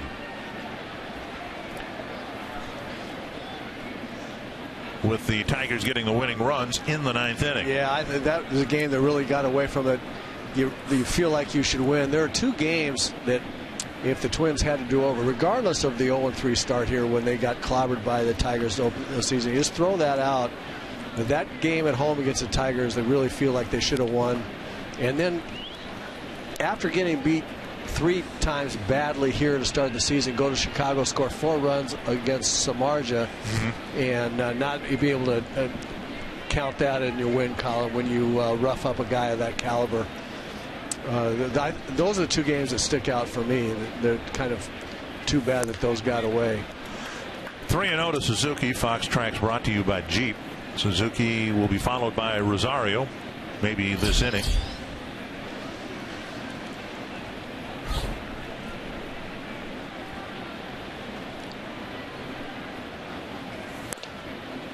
And a 4-pitch walk puts Suzuki aboard. When the Twins were manhandled here by the Tigers in the first 3 games. Of course, a lot of the Detroit media went to Torrey Hunter. A lot of the Minnesota media went to Torrey Hunter. And Torrey's quote, especially given how this team has played since then, apropos, Torrey said last time he checked, it was a 162-game season, not a 3-game season. And again, this team has looked so much better after that opening. Even the 3 games in Chicago, the 1 game got away from them, but the Twins played competitively in Chicago. When you have 3 rotten games in a row at the very start of the year, that's not pretty. Yeah, it's bad timing that for all of us Twins fans, you break from the gate from spring training and with a lot of optimism that things are going to be different, and then Here's a drive to right center field, and J.D. Martinez makes the catch. Rosario retired. The Twins are done in the fifth.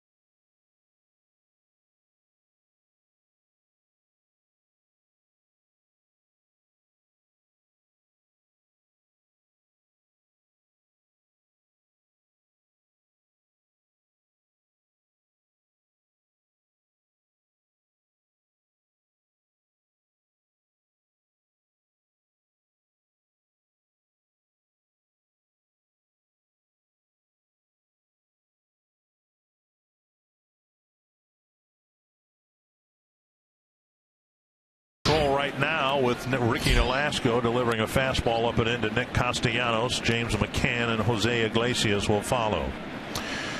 For Nolasco, he has scattered a walk and 3 singles through 4 innings. Hasn't had a 1-2-3 inning.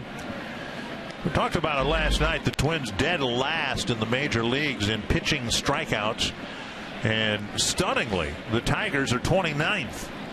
But now in Nolasco, second time through the order, every out he's gotten has been via a strikeout. He's got a total of 6. Swing and a miss, 1 and 2. Another pitch sequence right there, Dick, that shows you if you'll pitch a guy hard in, it makes him get in a hurry, and then he starts swinging at other stuff. And so far, that's a great little sequence to be an analogy for Nolasco's whole 4 innings plus here. He's thrown both sides of the plate with all speeds. Really had these guys off balance. Upset with his command on that fastball. But the first pitch to Castellanos, as they say, stood him up, right? Yeah. Wasn't going to hit him. And then he came back in there again with a fastball that he fouled back. He was a little late on, so that got him in a hurry. He threw in the slider, and he swung awkwardly way out in front of it. Going to try to get him with the bigger curveball. And the dirt now 3 and 2. And the Tigers have their 3 singles and a walk, but they've yet to touch second base. And Nolasco with a 6-run lead wants to go after Castellanos here. It's the bottom third of the Tiger lineup he'll face in the 5th inning.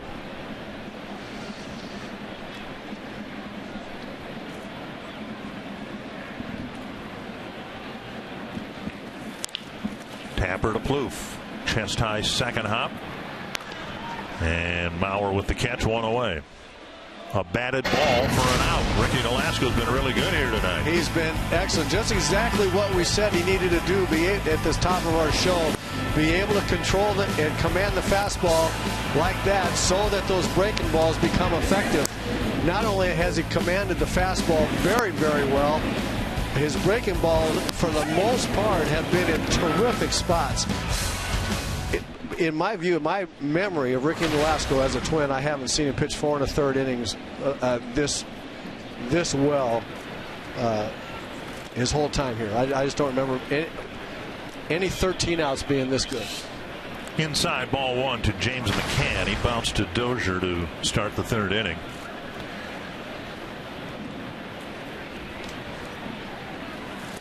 And a strike. It's already been a good day in the Twins system in the pitching department. At Double-A today, Jose Barrios, the top pitching prospect for the Twins, starting pitching prospect for the Twins at Double-A, pitched a 2-hit shutout.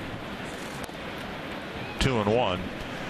And Tommy Milone made his second start for Rochester today. 8 innings, no runs, 12 strikeouts. So Malone in his 2 AAA starts, 14 1/3 innings, no runs allowed, and 20 strikeouts. 3-1 now to James McCann. Well, we know one thing for sure. We know that Tommy Milone can get AAA hitters out. He's better than AAA hitters. Good for him for going down there and pitching so well.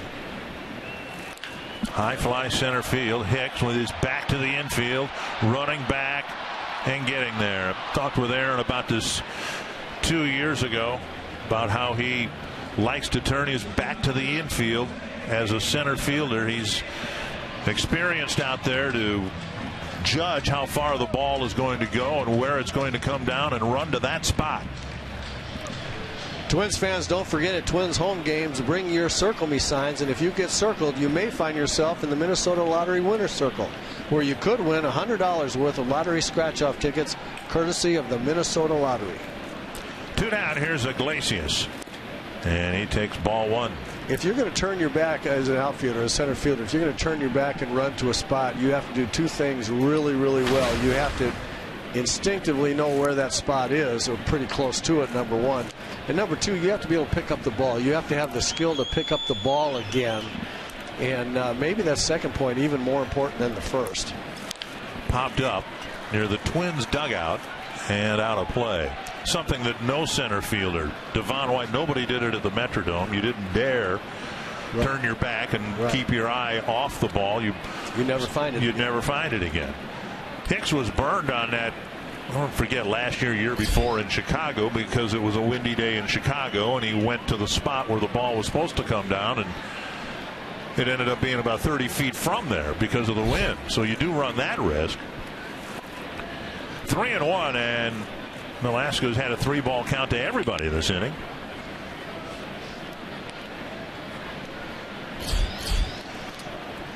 Anthony goes on deck.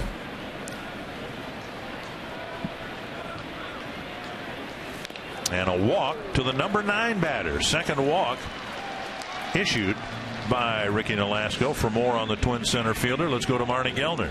And Dick, I spoke to Aaron Hicks today about the great catch he made yesterday against the wall, and he said he watched that replay on video after the game and that it didn't look at all like it felt. He said that he really hit the fence hard, his rib and his elbow in particular.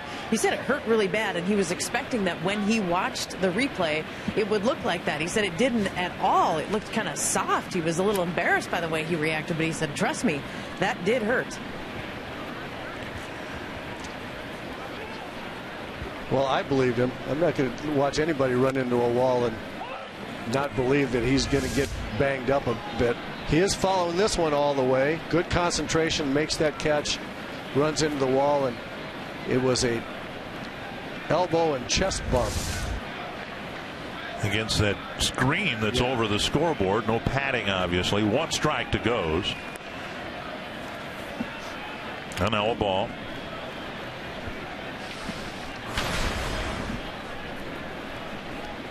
Goes a struck out on Nolasco's slow curveball twice. Once looking, once swinging. Going to show it to him again. The fastball in again. That's foul. A well struck second strike. But you'll notice that from last night, and we talked about this earlier, but from last night, a left-hand hitter who was going up there looking to slap the ball to left, they have now taken him out of his game and making him turn on that inside pitch, which is not really what Goes wants to do, and that's what makes him quicker on the off-speed stuff. That's what we talked about, commanding the fastball. Throw it where you want to throw it to set up everything else. I don't know how you take that pitch. Where was it? I don't know how you take that pitch. With 2 strikes, after seeing a fastball inside, and then you take that one. Sometimes you take a pitch just because you can't hit it, and that might have been one of those where he was just so fooled that he had to leave the bat on his shoulder. 2-2. And he makes contact with the curve. Weak lead in Nolasco. That ends the inning. 5 shutout innings for Nolasco, and a 6-0 Twins lead.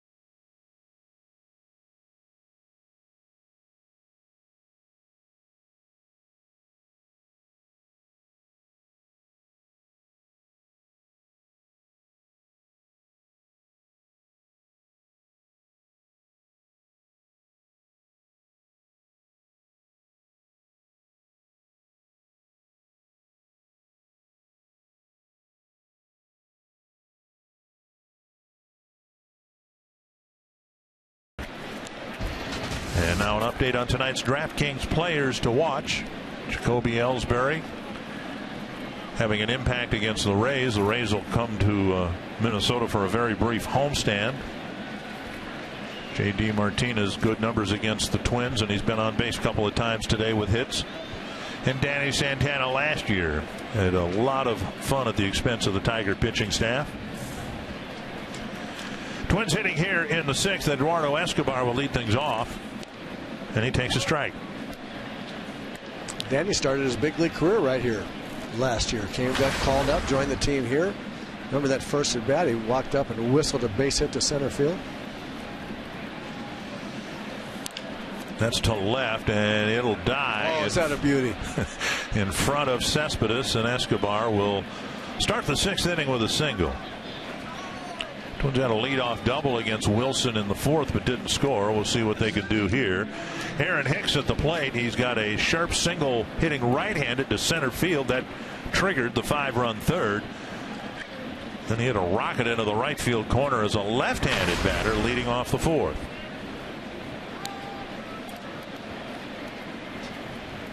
He did it all in AAA this year. He did what you would want a player to do who was naturally disappointed that for the first time in 3 years he didn't break camp with the major league team. He hit for power. He played well in the field. And he waited around while other teammates were brought up to the big leagues ahead of him. Speaking of Eddie Rosario and Doug Bernier. And all the while, Hicks just kind of went about his business. And that, as much as anything else, I think, is what led to his being called up here. Got to give him a lot of credit for having that attitude going down there. Popped foul, 2-1. We saw him lead off the 3rd with a single, lead off the 4th with a double.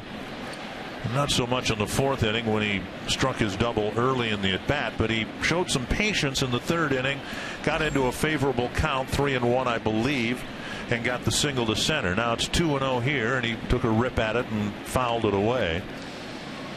The biggest thing that we'll watch against Aaron Hicks is how he recognizes breaking balls from the left side here. 2-2. We all have, I think, pretty good recollection of Aaron struggling against right-handed pitching, throwing, breaking balls in the dirt, and being way out in front, swinging and missing those. The reports from AAA is that he was following those pitches much better. That's what we're going to need to see in the big leagues. Double play grounder. Iglesias to the bag, and Hicks is retired. So is Escobar, 2 away. And that'll bring up Danny Santana. Santana with a single and a run scored and a fly to center.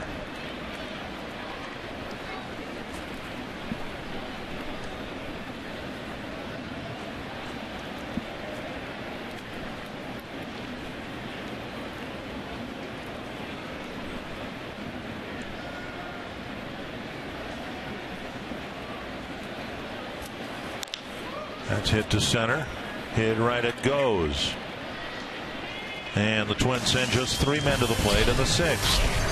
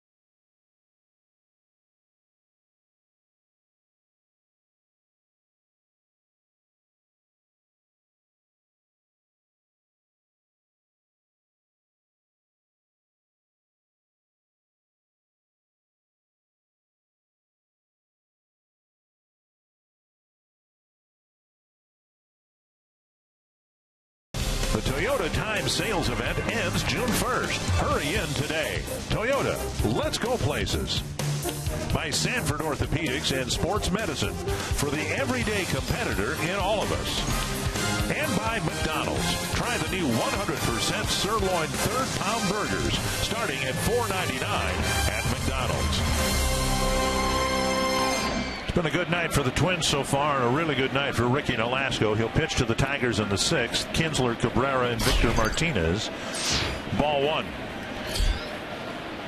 And the Tigers have 2 walks, 3 singles. They've got a base runner in each inning. In the 5th, Nolasco didn't throw as many strikes as he has been, and he delivers ball 1 to Kinsler.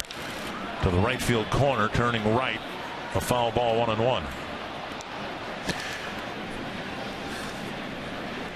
Kinsler's kind of changed his approach here in Detroit. When he was with the Tigers, he was a power hitting second baseman and hit 260 in that range pretty much every year.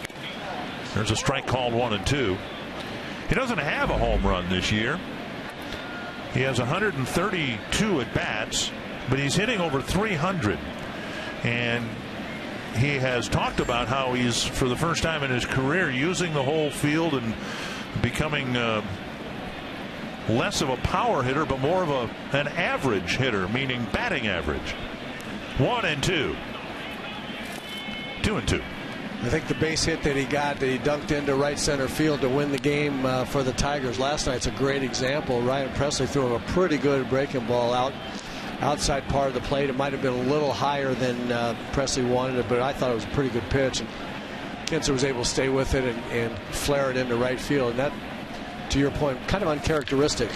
That's more characteristic the way he likes to swing the bat. A one hopper that ticks Plouffe's glove. The leadoff man's out in the 6th. And a reminder that you can spend a day with the Twins grounds crew. They'll put you to work, but you'll have a very memorable experience. Call 800-33-TWINS. Again, all the proceeds benefiting the Twins Community Fund. You're going to end up cutting the grass at home anyway. Maybe you can cut some of the grass at Target Field. And beautiful grass it is. I didn't play on too many fields that would look like that and play like that. I haven't seen a ruling yet. No, it is a base hit? Yeah. Okay. So the Tigers have 4 hits. The scoreboard has just 3 up there.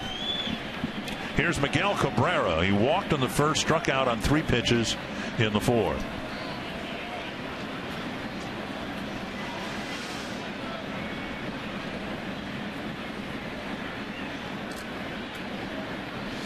Such an important man for the Twins to be able to rely on, and one start won't do that. But when you string a few of them together like Kyle Gibson has now, then fans, at least I think, can say, all right, well, we kind of grow to expect that now. And the Twins have never had that. The Twins fans haven't had that feeling about Nolasco, and he's had a good one here so far tonight. There's a check swing. And ball 1. Man. And Nolasco's really flummoxed by Chris Guccione's strike zone. Now, I don't know how that's not a swing. I mean, I don't get that. I'm not sure the pitch was that far out of the strike zone either. Now 2-0. Well, with all due respect to what the fans, all of us fans, can come to expect from starting pitching day in, day out. Even more importantly, what the Twins, the rest of the players can expect. They just give us a chance to win. We know you're not going to win every time out there, but give us a chance to win when you go out there, and we'll kind of take care of the rest. 3-1 the count now to Miguel Cabrera.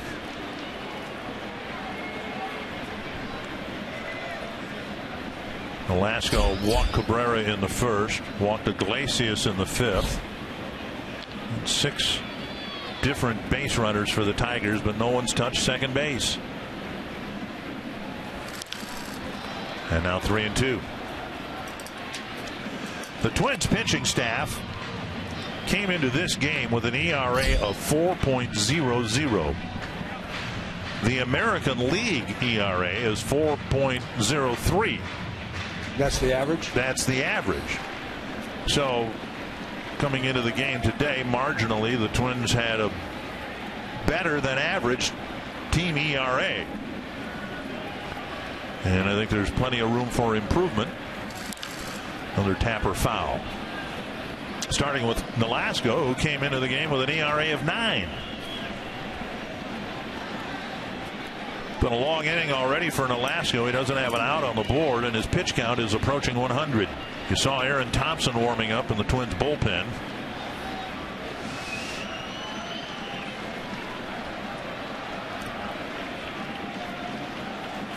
Fouled away. The guess is that Nolasco would at least pitch to Victor Martinez to keep him hitting left-handed rather than bringing in Thompson to turn Martinez over to his healthier side. Yeah, I think you're right about that. I was just thinking along those lines that you are. Though Thompson's been good against both sides, I don't see the percentage in turning Victor around. Inside, a walk to Cabrera. And there'll be runners now at 1st and 2nd, nobody out. And, well, if Martinez were healthy and able to swing equally from both sides of the plate, we might see a pitching change here. I think the thinking is, look, this guy's really scuffling from the left side. He doesn't run well. If he hits it on the ground, we can get 2 outs on 1 pitch. So let's let it ride for at least one more batter.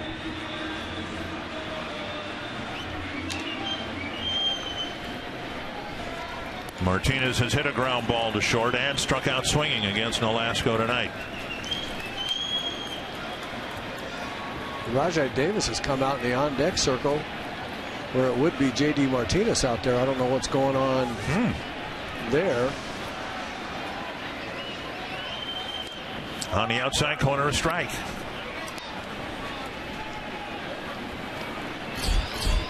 Watching Victor Martinez take batting practice from the left side today, it just seemed like he's unable to keep his back foot planted.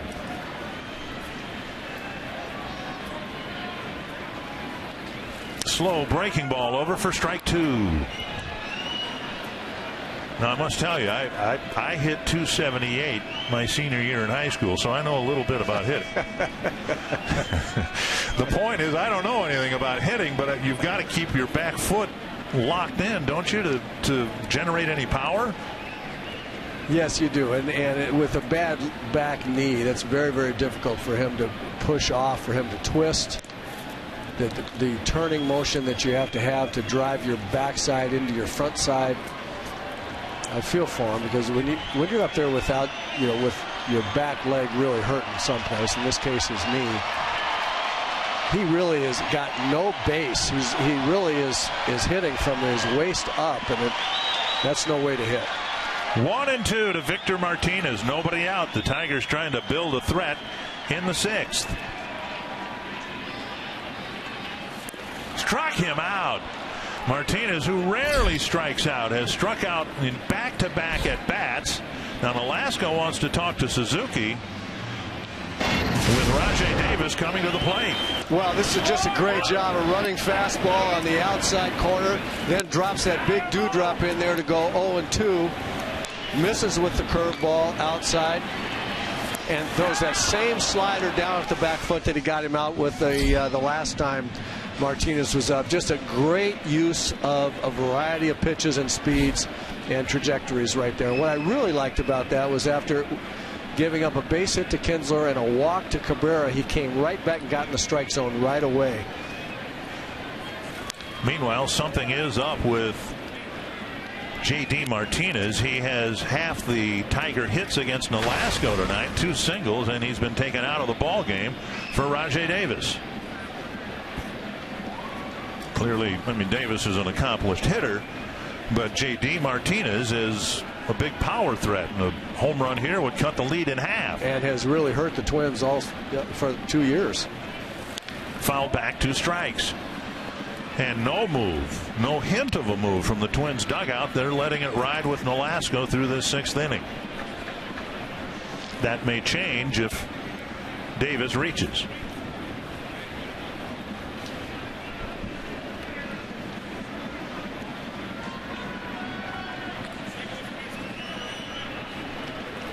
Oh, 2.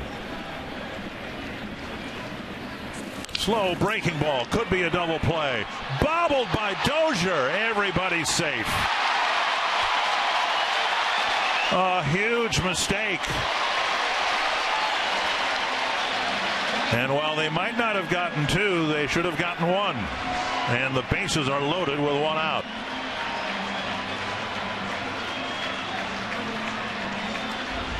Bryant looked back at the ground after he got up. This ball looks like it did jump up at him. No question about it.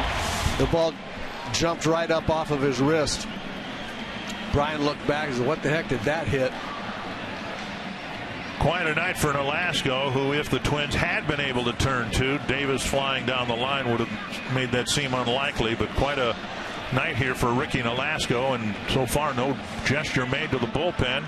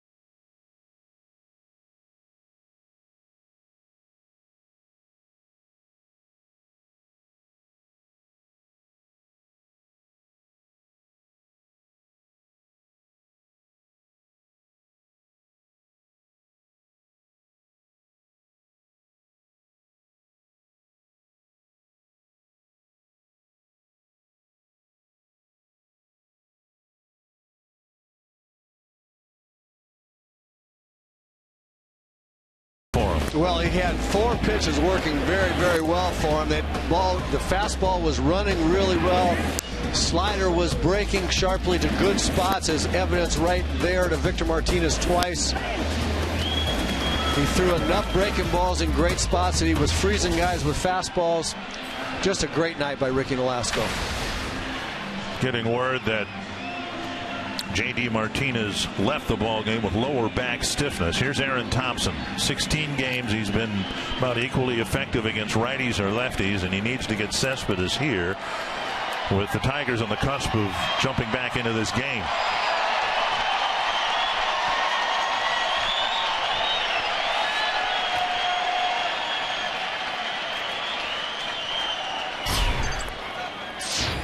Ball 1.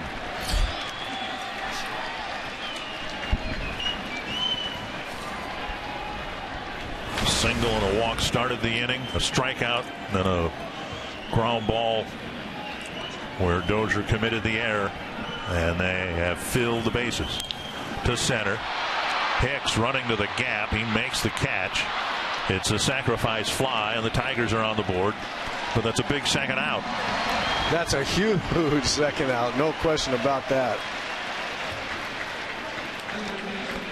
And that'll bring up Castellanos.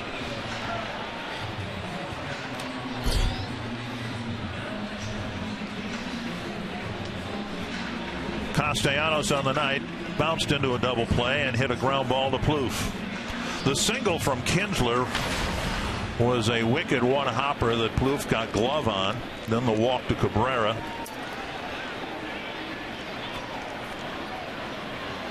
Now Thompson trying to get Castellanos and keep the damage to a minimum here.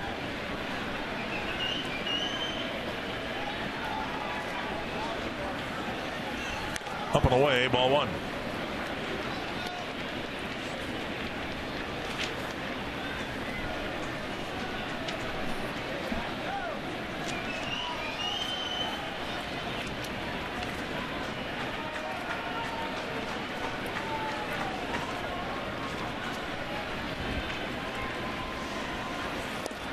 At the knees with a fastball.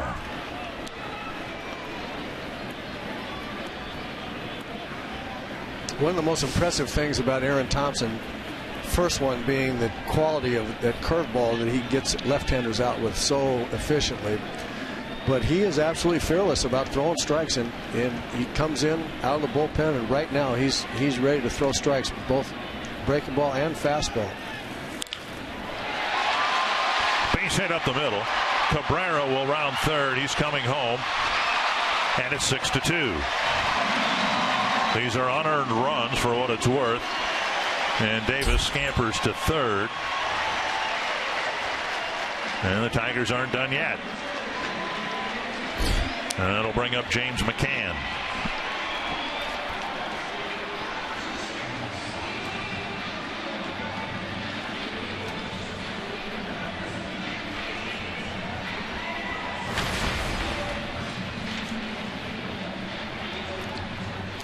The error on Dozier, his first error of the year, and it's cost the Twins a couple of runs. Yeah, that's one of those just tough errors. The ball just really jumped up at him. He was in a little bit of a hurry. He knew that Rajai Davis was motoring down that line. He wanted to try to get 2 if he could. Might have affected his concentration when the ball jumped up as much as it did. It was a tough hop, but it's one of those errors that you take as an infielder. Fastball, letter high, ball 1. McCann is 0 for 2. Tigers with just 5 hits, all singles, but 2 of them this inning.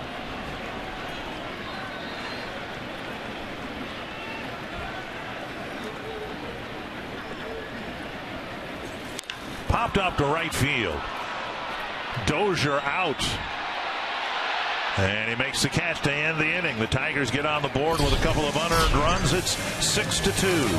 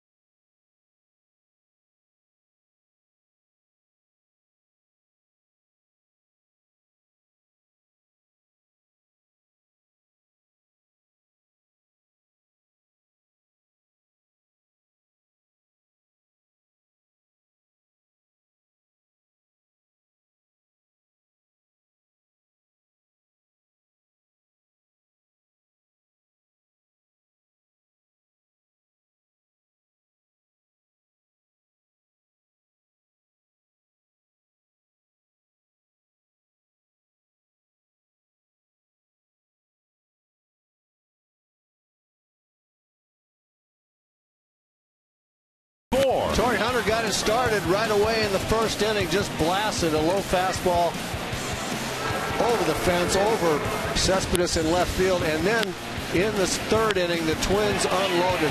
Hicks and Santana got started with singles. Joe Mauer, a big bases-clearing triple. Plouffe followed with a triple on the next pitch, and Suzuki, the next batter, doubled him home. That was a big 5-run inning in the third. Since then, it was Ricky Nolasco being just terrific. An assortment of pitches in assortment of locations. Really pitched well. By far his best outing as a Twin. And the air cost the Twins a couple of runs, cost Nolasco a quality start. Brian Dozier starting the 7th inning for the Twins, facing reliever Al Albuquerque. It's not been a good year for Albuquerque so far. A lot of hits, a lot of walks, a lot of runs, a lot of home runs. Hasn't been very good. 2-0. Well, he throws pretty hard. His best pitch is a really sharp breaking slider, but as you showed by the walks, getting behind hitters, having to come in with a fastball that he just hasn't had any kind of command. We're seeing a good example of it here. He's just all over the place. This has been kind of the way he's pitched, and that's why his results haven't been too good. 3-1. We've talked a number of times about everybody in baseball, every team having some issues, and for the Tigers, maybe their number one issue is the bullpen. Not at the end with Joaquin Soria, fouled back, but guys like Albuquerque, Chamberlain, they've really struggled.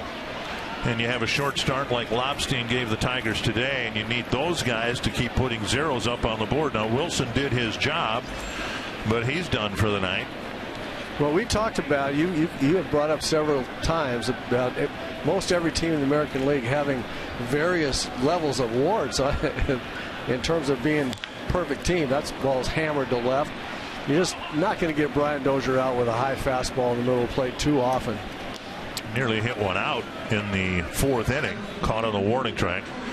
And now Torrey Hunter, who's had a wonderful month of May. Yeah, he's got to be in position to be player of the week, player of the month of May if he keeps this up for sure, and has really led the team in the resurgence offensively. There's no question about it. Scored 2 runs, driven in 1 tonight.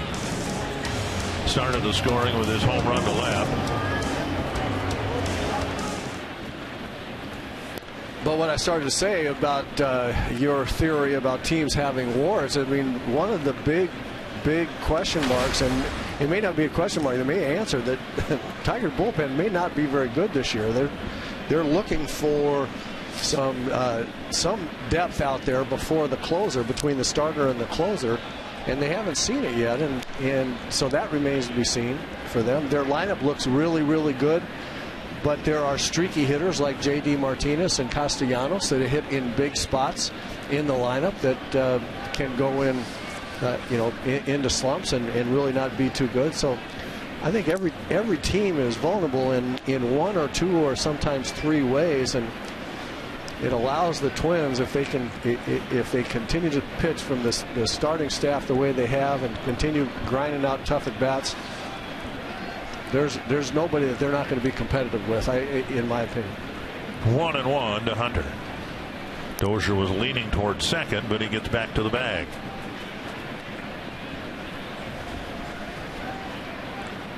There was some off-season concern regarding the Tiger bullpen, but it was mainly in the closer spot. They weren't sure about Joe Nathan, and then would Soria be up to the task? Who would be the closer? Was there a controversy brewing? Well, Nathan hurt. Tommy John surgery took him out for the year. Soria stepped in and done a wonderful job. 1-2 to Hunter. Torrey's seen that slider a number of times before. And he chased it for strike 2.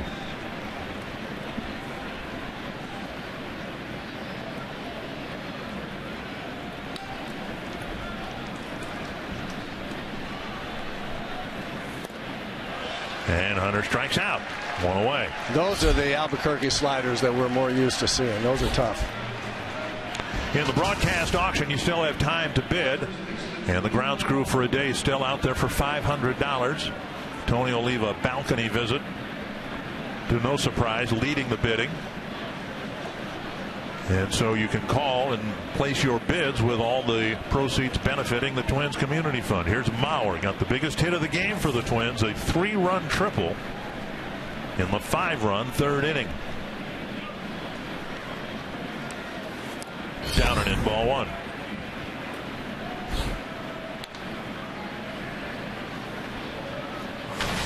Joe now with 19 runs batted in, second on the team to Hunter's 21.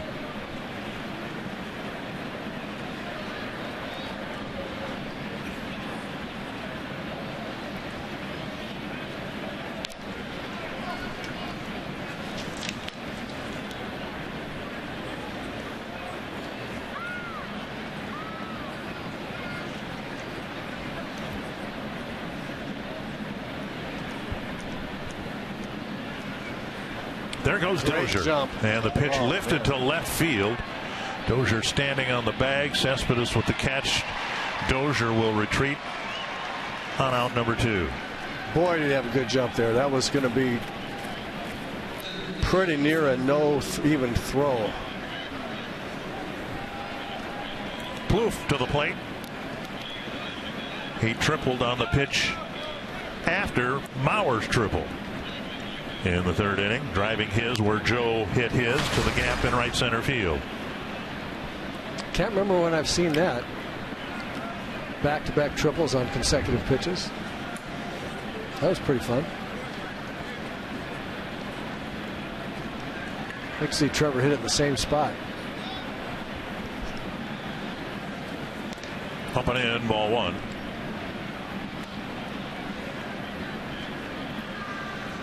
Since the 5-run third, the Twins had a leadoff double in the 4th, didn't score. A leadoff single in the 6th, didn't score. Now Dozier's leadoff single here in the 7th.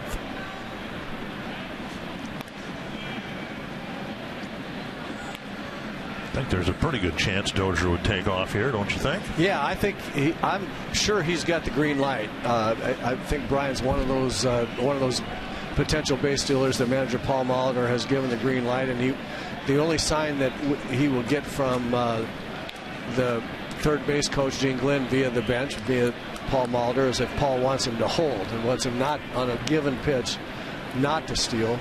But this is a real good situation for Brian to give it a shot. I don't think Albuquerque is very quick to the plate. Brian got a terrific jump on the ball that Mauer hit to left field. Pitch is up, 2-0 to Plouffe.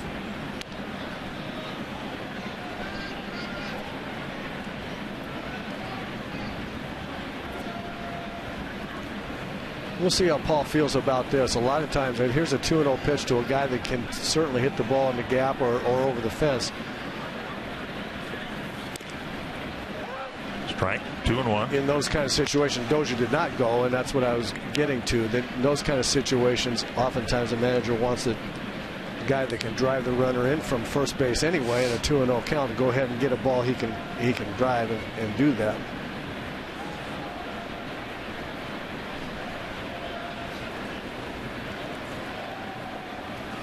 Popped up toward Kinsler.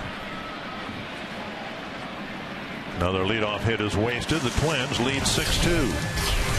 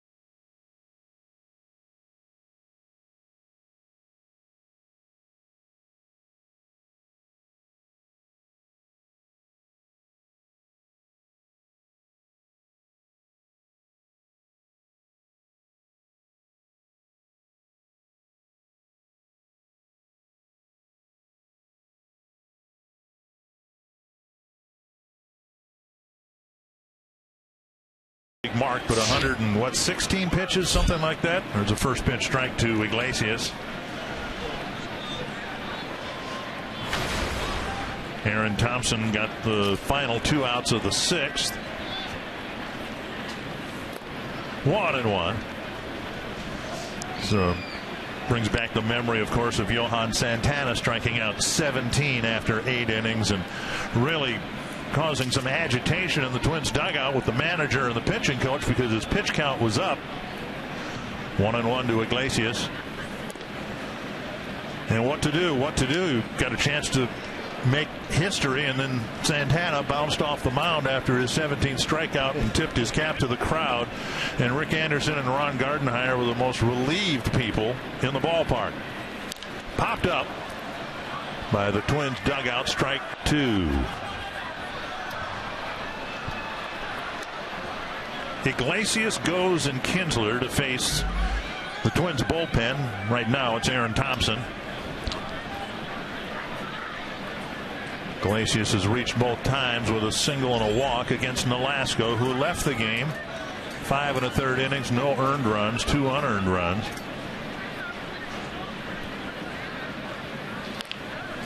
And a base hit again for Iglesias. He's wearing out that hole between the first and second baseman against the Twins. That's where he got his 3rd inning single. Well, uncharacteristically spinning, kind of hangy curveball from Aaron Thompson, who's got a great one, but that was not one of those, and hung up by Iglesias's eyes, and he whacked it into right field. Anthony goes. Struck out twice against Nolasco, did manage to make contact. There's Michael Tonkin starting to get loose in the Twins bullpen. I imagine we'll see some better breaking balls right here from Thompson to this left-hander. There's one of them. Strike 1. Goes off to a good start.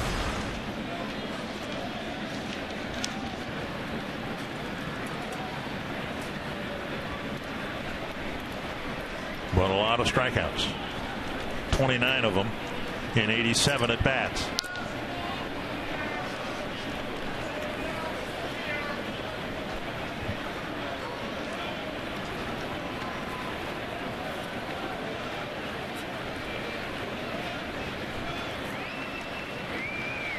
One strike to goes. Fastball low.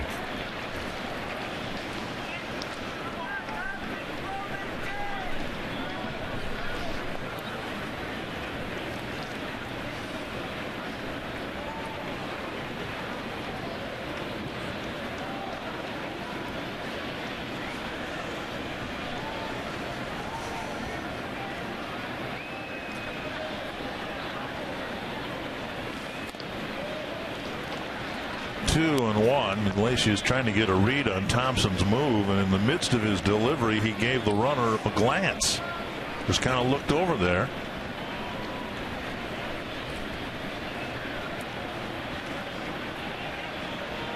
Two and one. And on the outside corner to even the count.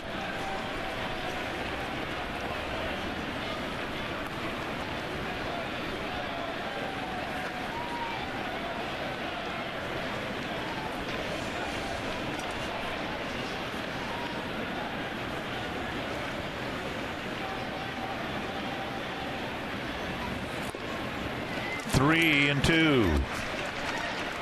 Pitch right there that a lot of left-handers will offer at. Goes laid off of. This is an important out right here. This left-hand hitter is the guy that Paul Molitor wants his left-hander Aaron Thompson to get out right here ahead of Kinsler and Cabrera. You got to get this guy. Ball four, and the inning starts with a single and a walk.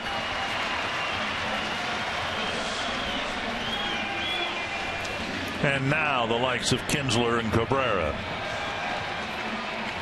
And Paul Molitor is going to come out and change pitchers and bring in Michael Tonkin. And I don't think Paul's real happy with the home plate umpire, Chris Guccione. has looked to us up here like he's squeezed the Twins pitchers, Nolasco and now Thompson, pretty tightly. That ball, he's asking Suzuki right there, where is that pitch? And then a look over his shoulder at the home plate umpire. Yeah, but I don't think he's happy at all. A pitching change with the Tigers putting together another 7th inning threat.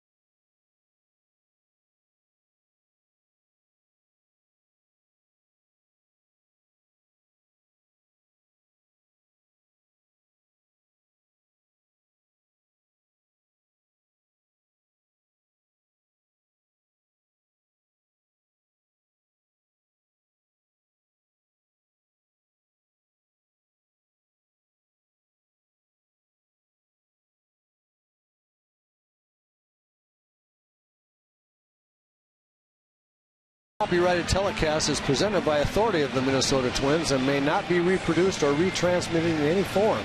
And the accounts and descriptions of this game may not be disseminated without the express written consent of Minnesota Twins, LLC. The 6th inning wasn't a whole lot of fun for Twins fans to watch, and now the 7th inning starts with a single and a walk. And Michael Tonkin's going to come into the most pressure-packed situation since his recall. He's pitched in 6 games, a total of 4 innings, 3 hits, couple of home runs to left-handed batters. And he will face 2 righties here, Kinsler and Cabrera, with the tying run in the on-deck circle in the right-handed bat of Miguel Cabrera. So it's time to get some outs if you're Michael Tonkin. Kinsler singled and scored his last time up. Fastball down and away.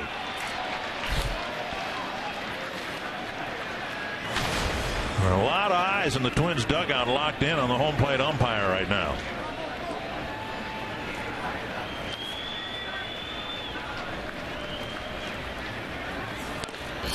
And a strike, 1-1.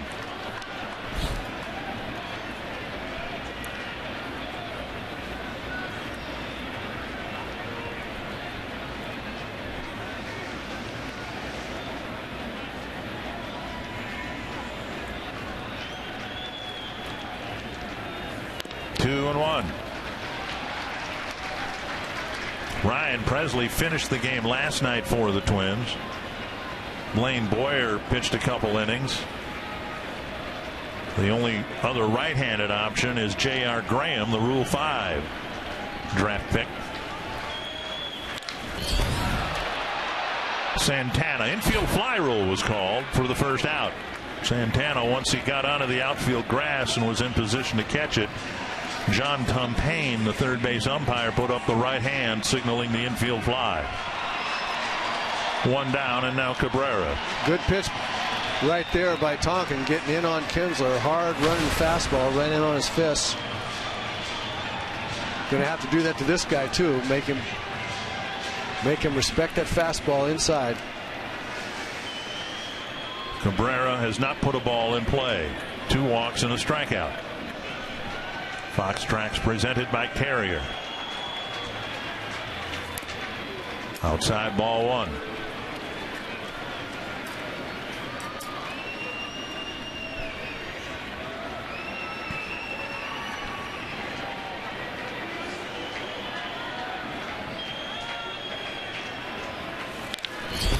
through the hole to left.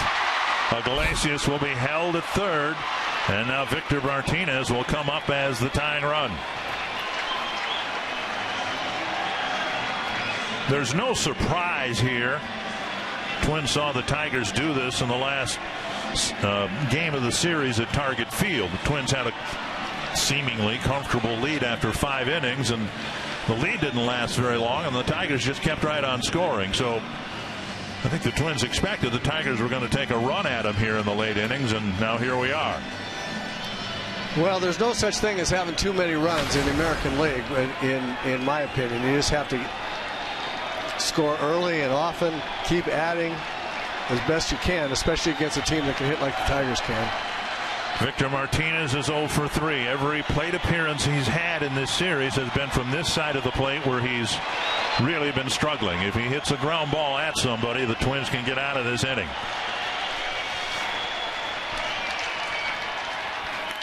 Popped up, backing out of play. 1 strike.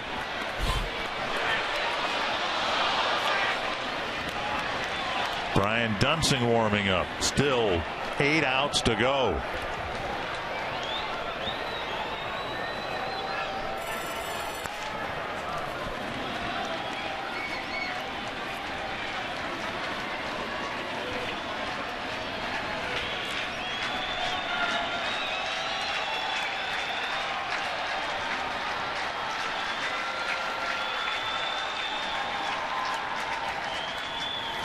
Swing and a miss. Nice catch by Suzuki.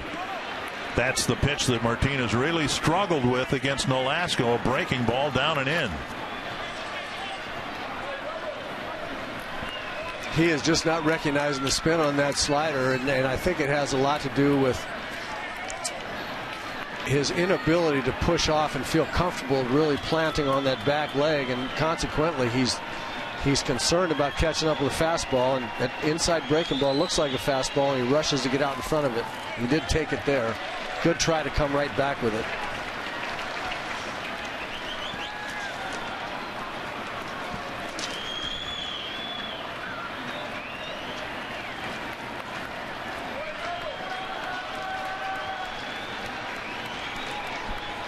Keep the ball down here, run it away just a little bit, maybe get a ground ball.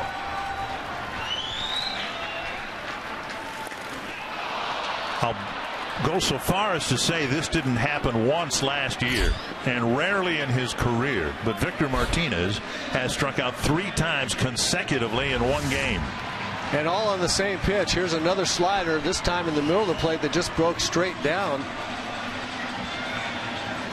Nice pitch by Tonkin right there. He's been working on that breaking ball that he needs to complement the good fastball that he's got. And now Rajai Davis. There's some real good ones there. Swing and a miss on the breaking ball. Davis reached on the Dozier error when the Tigers got a couple of unearned runs in the 6th.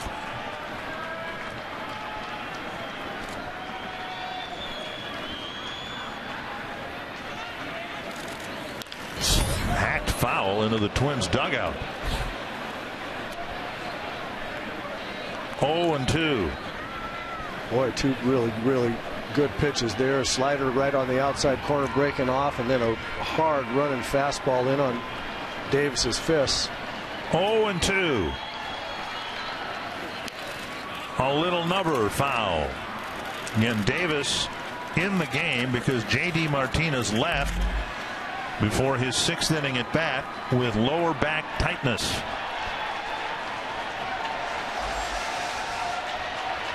Tonkin trying to finish off an impressive relief outing here in the 7th inning. Yeah, he's made some great pitches. He needs 1 more. Back to Tonkin. Inning over. The Tigers fill them up and leave them full. A great job by Michael Tonkin to keep this a 6-2 game.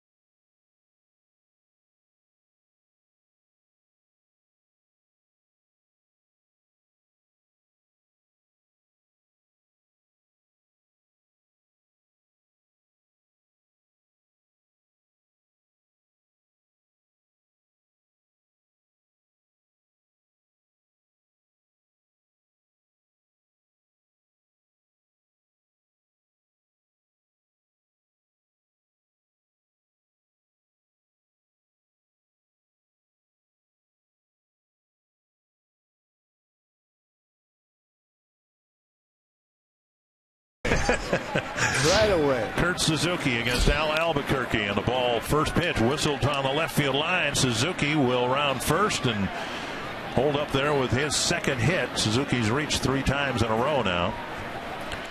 And a run here by the Twins in the 8th would be huge. And maybe thinking that Brad Ausmus is coming to the mound, I think he's going to change pitchers and bring a left-hander in to face Rosario. So far, the Tiger bullpen's been pretty good. The Twins have, in most innings, had a leadoff hit. They just haven't done anything with those leadoff hits yet.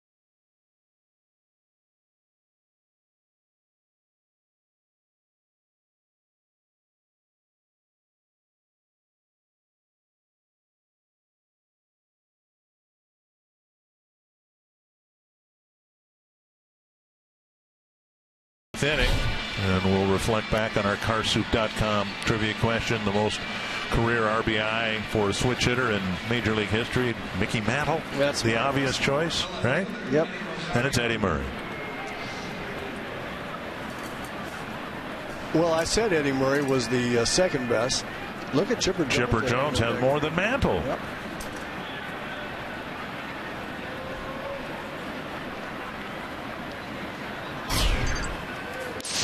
There's a bunt up the line foul in the first pitch to Rosario. Now that George Davis guy, that's got to be Chili, right? Chili Davis? George Chili Davis? No, I'm serious. Maybe. I didn't know Chili had that many. That's a lot of them. Maybe. Blaine Hardy, the new Detroit pitcher. I asked Paul Molitor today about Rosario and left-handers, and the manager said a few days ago that Rosario looks forward to facing left-handers. He just wants to play. It's not a matter of preference, but at this point in his minor league numbers and so far in the big leagues, it really hasn't made any difference to Rosario. He stays in there, according to the manager, against left-handers. And, of course, his first at-bat, a memorable one against a left-hander. He clubbed a home run on the first pitch he saw.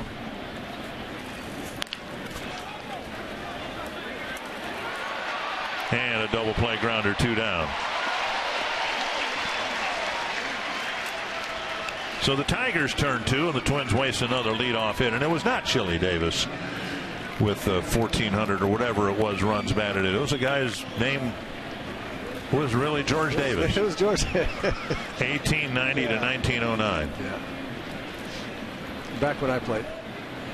Chili got his nickname, by the way, because his mom used to put a chili ball over his head to give him a haircut. But you didn't know that. I did not know that. That was the explanation Chili gave to me way back when he was in Class A ball in Cedar Rapids, Iowa. Strike at the knees. I'm actually sorry to hear that. For Chili's sake, I'm sorry to hear that story. Here's Escobar. 1 strike. Tiger bullpen has kept them in this game. And the Twins bullpen trying to keep them out of the game. You know, I don't believe that story anyway. I don't believe it. About Chili Davis? Yeah. That's what he told me. Do you have a chili bowl at home? What's a chili bowl?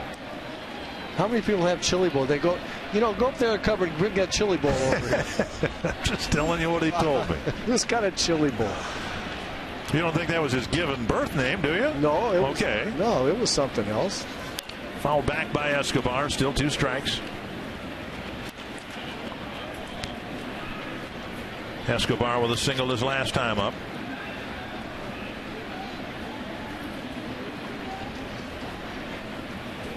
Slow breaking ball and a tapper foul.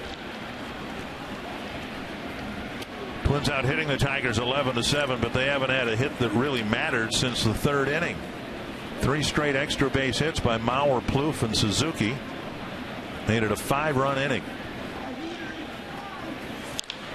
Fly ball to center and hit right at Anthony Goes. 3-men bat for the Twins in the top of the 8th.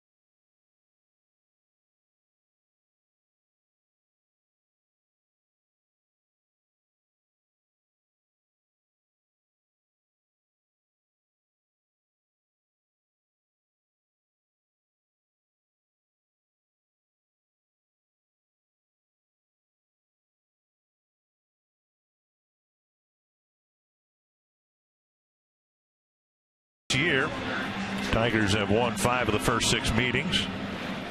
Excuse me, 6 of the first 7 meetings. And Brian Dunsing comes in to get some outs here in the 8th inning. Hopefully all 3 of them in quick order. First man he'll face Yoenis Cespedes. First pitch fouled back. It's been a tough go for Dunsing since he's come off the disabled list. He's given up hits. He's uncharacteristically walked people. And he's got to get some big outs for the Twins here in the 8th.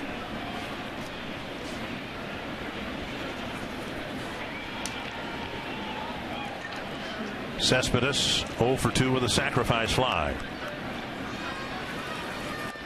1-1.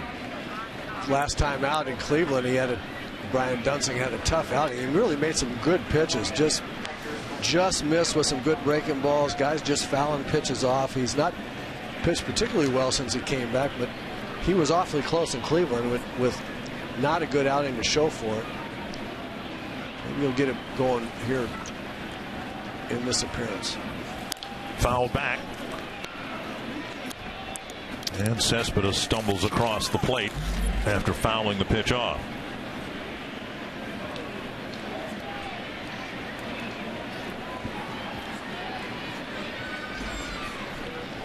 Got 16 outs from his starter, Ricky Nolasco, with an encouraging outing, but unable to complete 6 innings. 1-2 to Cespedes. High fastball got him. 1 away. Let's update you on the broadcast auction, the second night of the broadcast auction. Grounds crew for a day up to $825. We like to see that. The life-size Torrey Hunter bobblehead, $1,500. Still room and time for you to make a bid at 833 Twins, with the proceeds benefiting the Twins Community Fund. Here is Nick Castellanos. RBI single his last time up. Time for a little scorecard management here by the Twins, specifically Brian Dunsing. If you can have a nice tidy inning here, and the Twins have not had a 1-2-3 inning in the pitching department yet tonight, you might not even have to face Miguel Cabrera in the ninth. 0-2 quickly to Castellanos.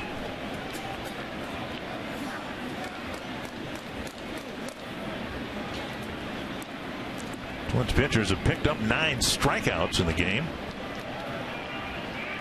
Velasco at one point struck out 4 straight batters. 1-2. Kyle Gibson was good last night, and toward the end of his outing he was picking up a bunch of strikeouts.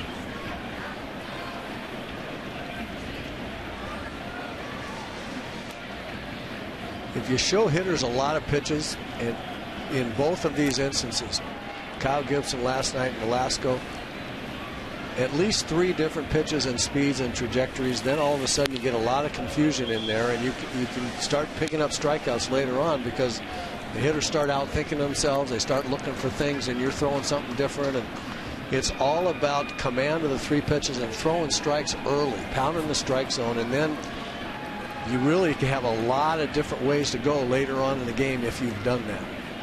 2-2 to Castellanos. Great stop by Plouffe from his knees. Not in time. Saved a double by spearing the first hop behind the third base bag.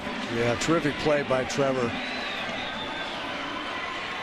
This ball was hit hard, one hopper down the line. Trevor with a good first move and snagged it, and actually threw awfully quickly and in strong fashion from his knees. Castellanos just surprised me, got down the line pretty well. That was a fine play by Trevor.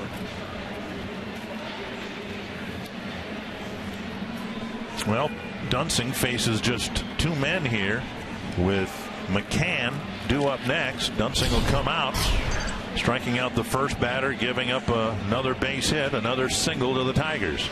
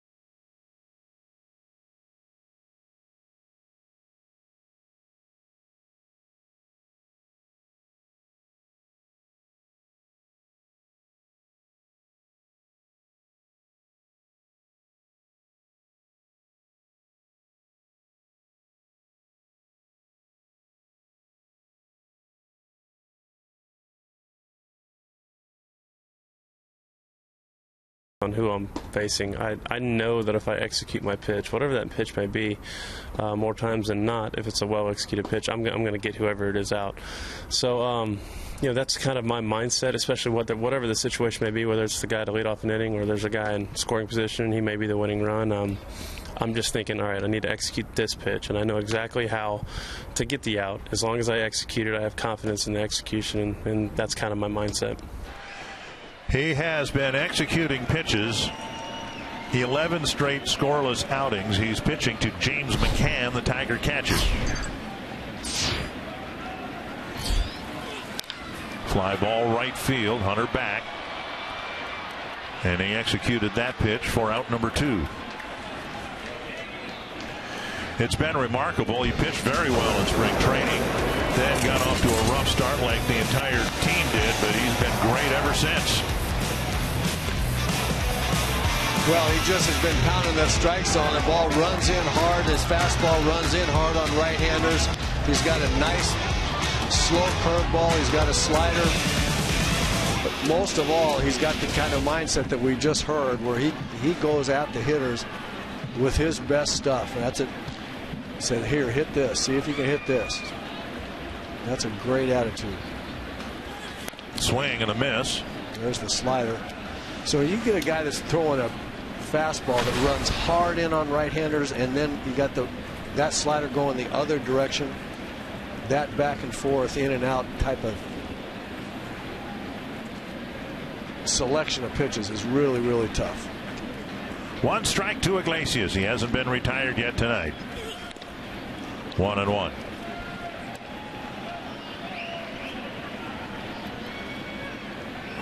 Tigers have 8 hits. They've all been singles. Iglesias has 2 of them. Castellanos aboard with a single.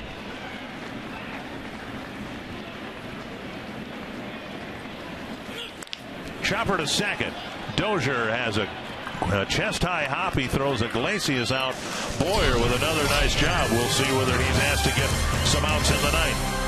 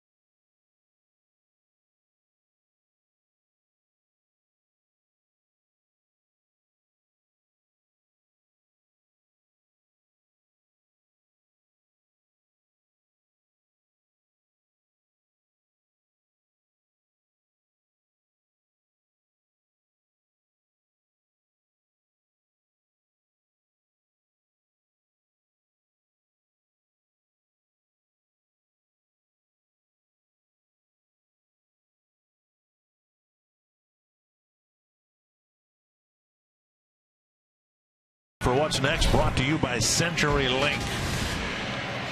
Mike Pelfrey taking the mound tomorrow against Anibal Sanchez. It was supposed to be David Price, but Price stepped on a bat while he was pitching, backing up home plate. Tweaked his hamstring a little bit, so the Tigers have pushed him back a couple of days.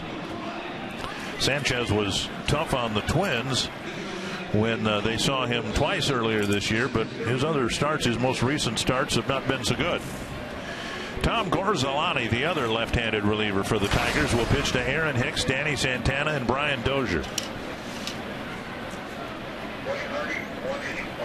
Hicks with 2 hits, 1 from each side of the plate. 3 for 7 since his call-up. Checked his swing, and he took ball 1. Since the 5-run third inning, the Twins have had a leadoff hit in every inning but one and have not added to the run total. 2-0. Yeah, the biggest one of those that was a tough failure was the leadoff double by Hicks in the 4th, and Danny Santana not being able to get him over to third. Brian Dozier followed with a deep fly ball that would have brought another run in. 3-0 to Hicks. 7-2 would feel just a lot better than just a one measly run. Seems like it would feel, but it would feel a lot better going in the 9th with a 5-run lead. Well, Hicks on the verge of drawing a leadoff walk. He can score that 7th run here in the 9th. It's a strike, 3-1. You get that fastball 3-1, he might just make it 7-2. I'd like to see him get that fastball again from Gorzolani. Chopper to short. Iglesias quickly to Cabrera. One down. That'll bring up Santana.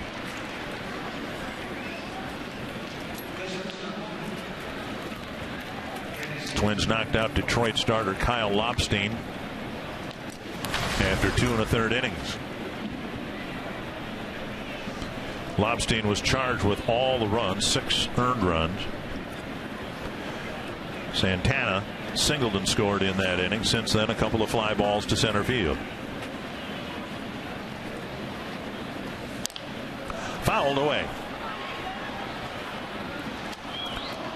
Indians behind Corey Kluber's 18 strikeouts in 8 innings beat the Cardinals 2-0. That's what you call breaking out of it. Wow.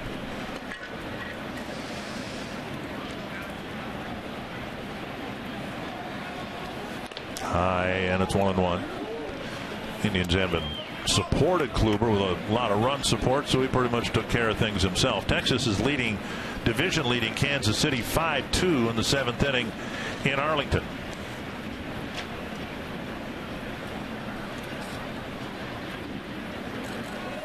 Swing and a miss, 1-2. Glenn Perkins warming up in the Twins pen. It's not a save situation, but Glenn hasn't been used much.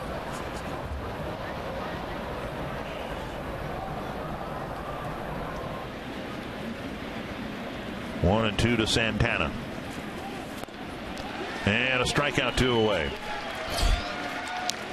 And that'll bring up Brian Dozier.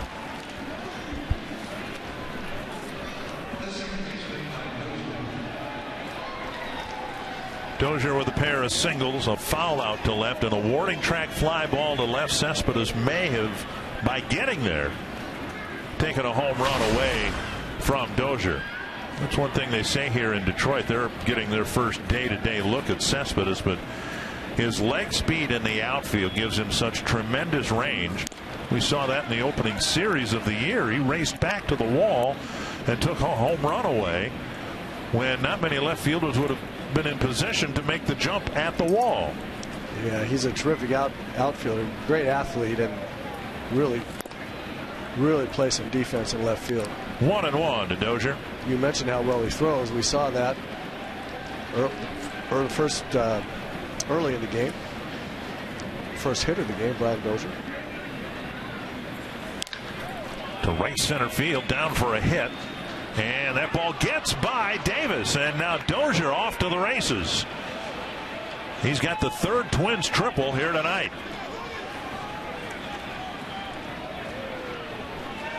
A 2-out triple to the same spot the other 2 triples went. The same spot. That's a triple heaven out there when it's so deep. But what I like is Brian going that way with that pitch. If he can get that feel, Paul Molitor said sometimes a guy at the plate will just feel something and things will start clicking. If he can get that feel on that swing right there, that batting average over the course of the year will go to 270 or 80. Well, he's really made solid contact 4 times tonight. The warning track fly ball was very well hit, obviously. Here's Hunter. And there's strike 1. Twins throughout the last homestand excelled getting clutch 2-out hits. They could use one here. Hunter, the top RBI man on the team with 21. 1-1.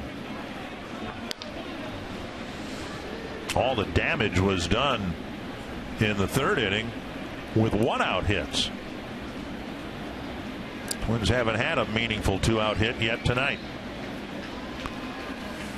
2-1. The difference being those 1-out hits, almost all of them came with guys having at bats where at least get the run in from third. So how do you have an approach that will do that? Well, you stay in the center of the diamond, and they all did that from left center to right center, just 4 or 5 of them in a row. Swing and a miss, 2-2. That was not a center of the diamond swing there. That was I'm going to left field with that one. With 2 outs, Torrey's trying to drive this run in as best he can, whatever he can figure. Sac fly as this would be a Bert Blyleven sac fly call for the other team.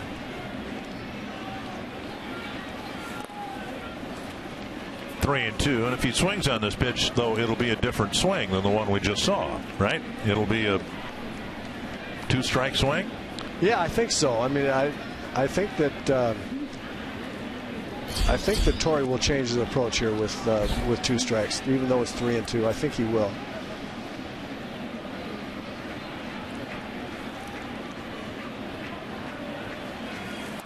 And he took a walk instead, and will leave 2 runners on now for Mauer. Second walk taken by Torrey in the game, and Mauer, who has only 1 hit in the game, made the most of the 1 hit. A 3-run triple.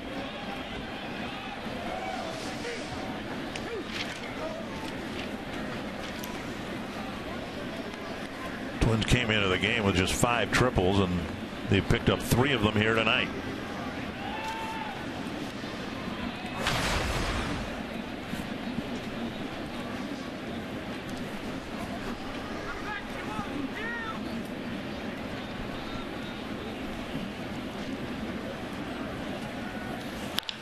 To left center field and deep. Cespedes back, and he makes the catch. Twins leave 2 more on. It'll be a 4-run lead for Glenn Perkins in the bottom of the 9th.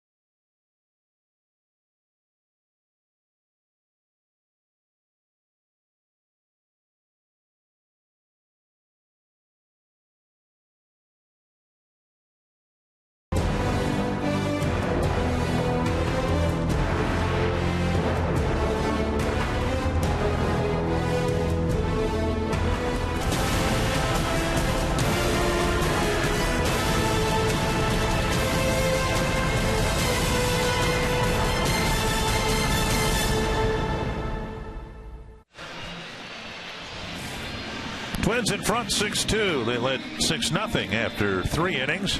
Tigers got a couple of unearned runs in the 6th, and now Glenn Perkins in a non-save situation will try to get the Twins their 3rd win on this road trip.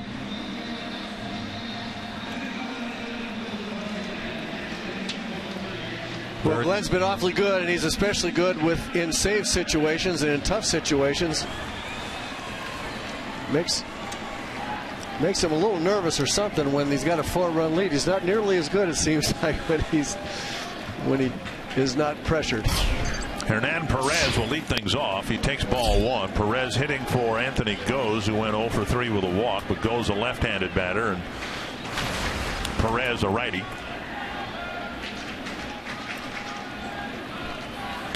There's a strike 1-1. The scheduled hitters: Perez, Kinsler, Cabrera, and Victor Martinez. And if Perkins faces just 3 of those, that'll be just fine. Swing and a miss. Perez has just 19 at bats on the season. He has just 2 singles.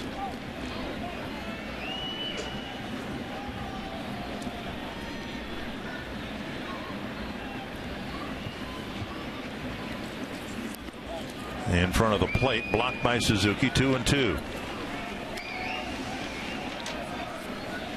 Tigers had a great chance, even in the 6th inning when they scored twice. They left 2 men on. They filled the bases with 1 out in the 7th and didn't score. And not close. 3-2. Perkins 14 1/3 innings, and you saw no walks, 13 strikeouts. Kinsler on deck.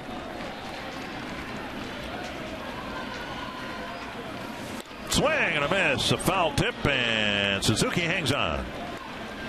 1 down. Fastball situation, the hitter knows it's coming. Perkins just throws it right by him. Good fastball there. 10th strikeout for the staff tonight, and here is Kinsler.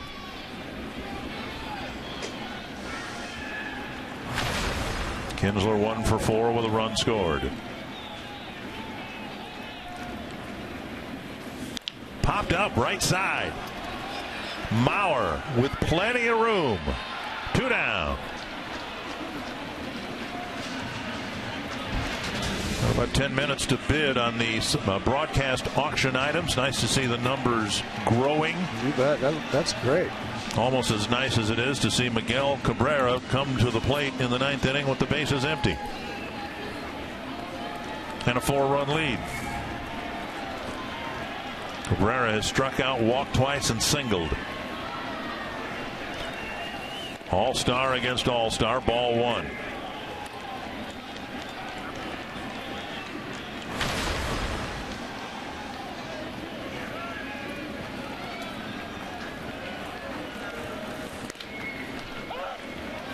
Crisp 93-mile-per-hour fastball, 1-1.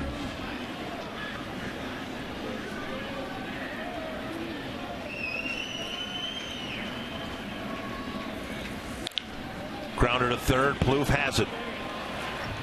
On target to Mauer, and the Twins beat the Tigers 6-2. Anthony, Twins had a tough loss last night. They played the Tigers much better, obviously, since the first series here. They right now, after 5 games, have a winning road trip going.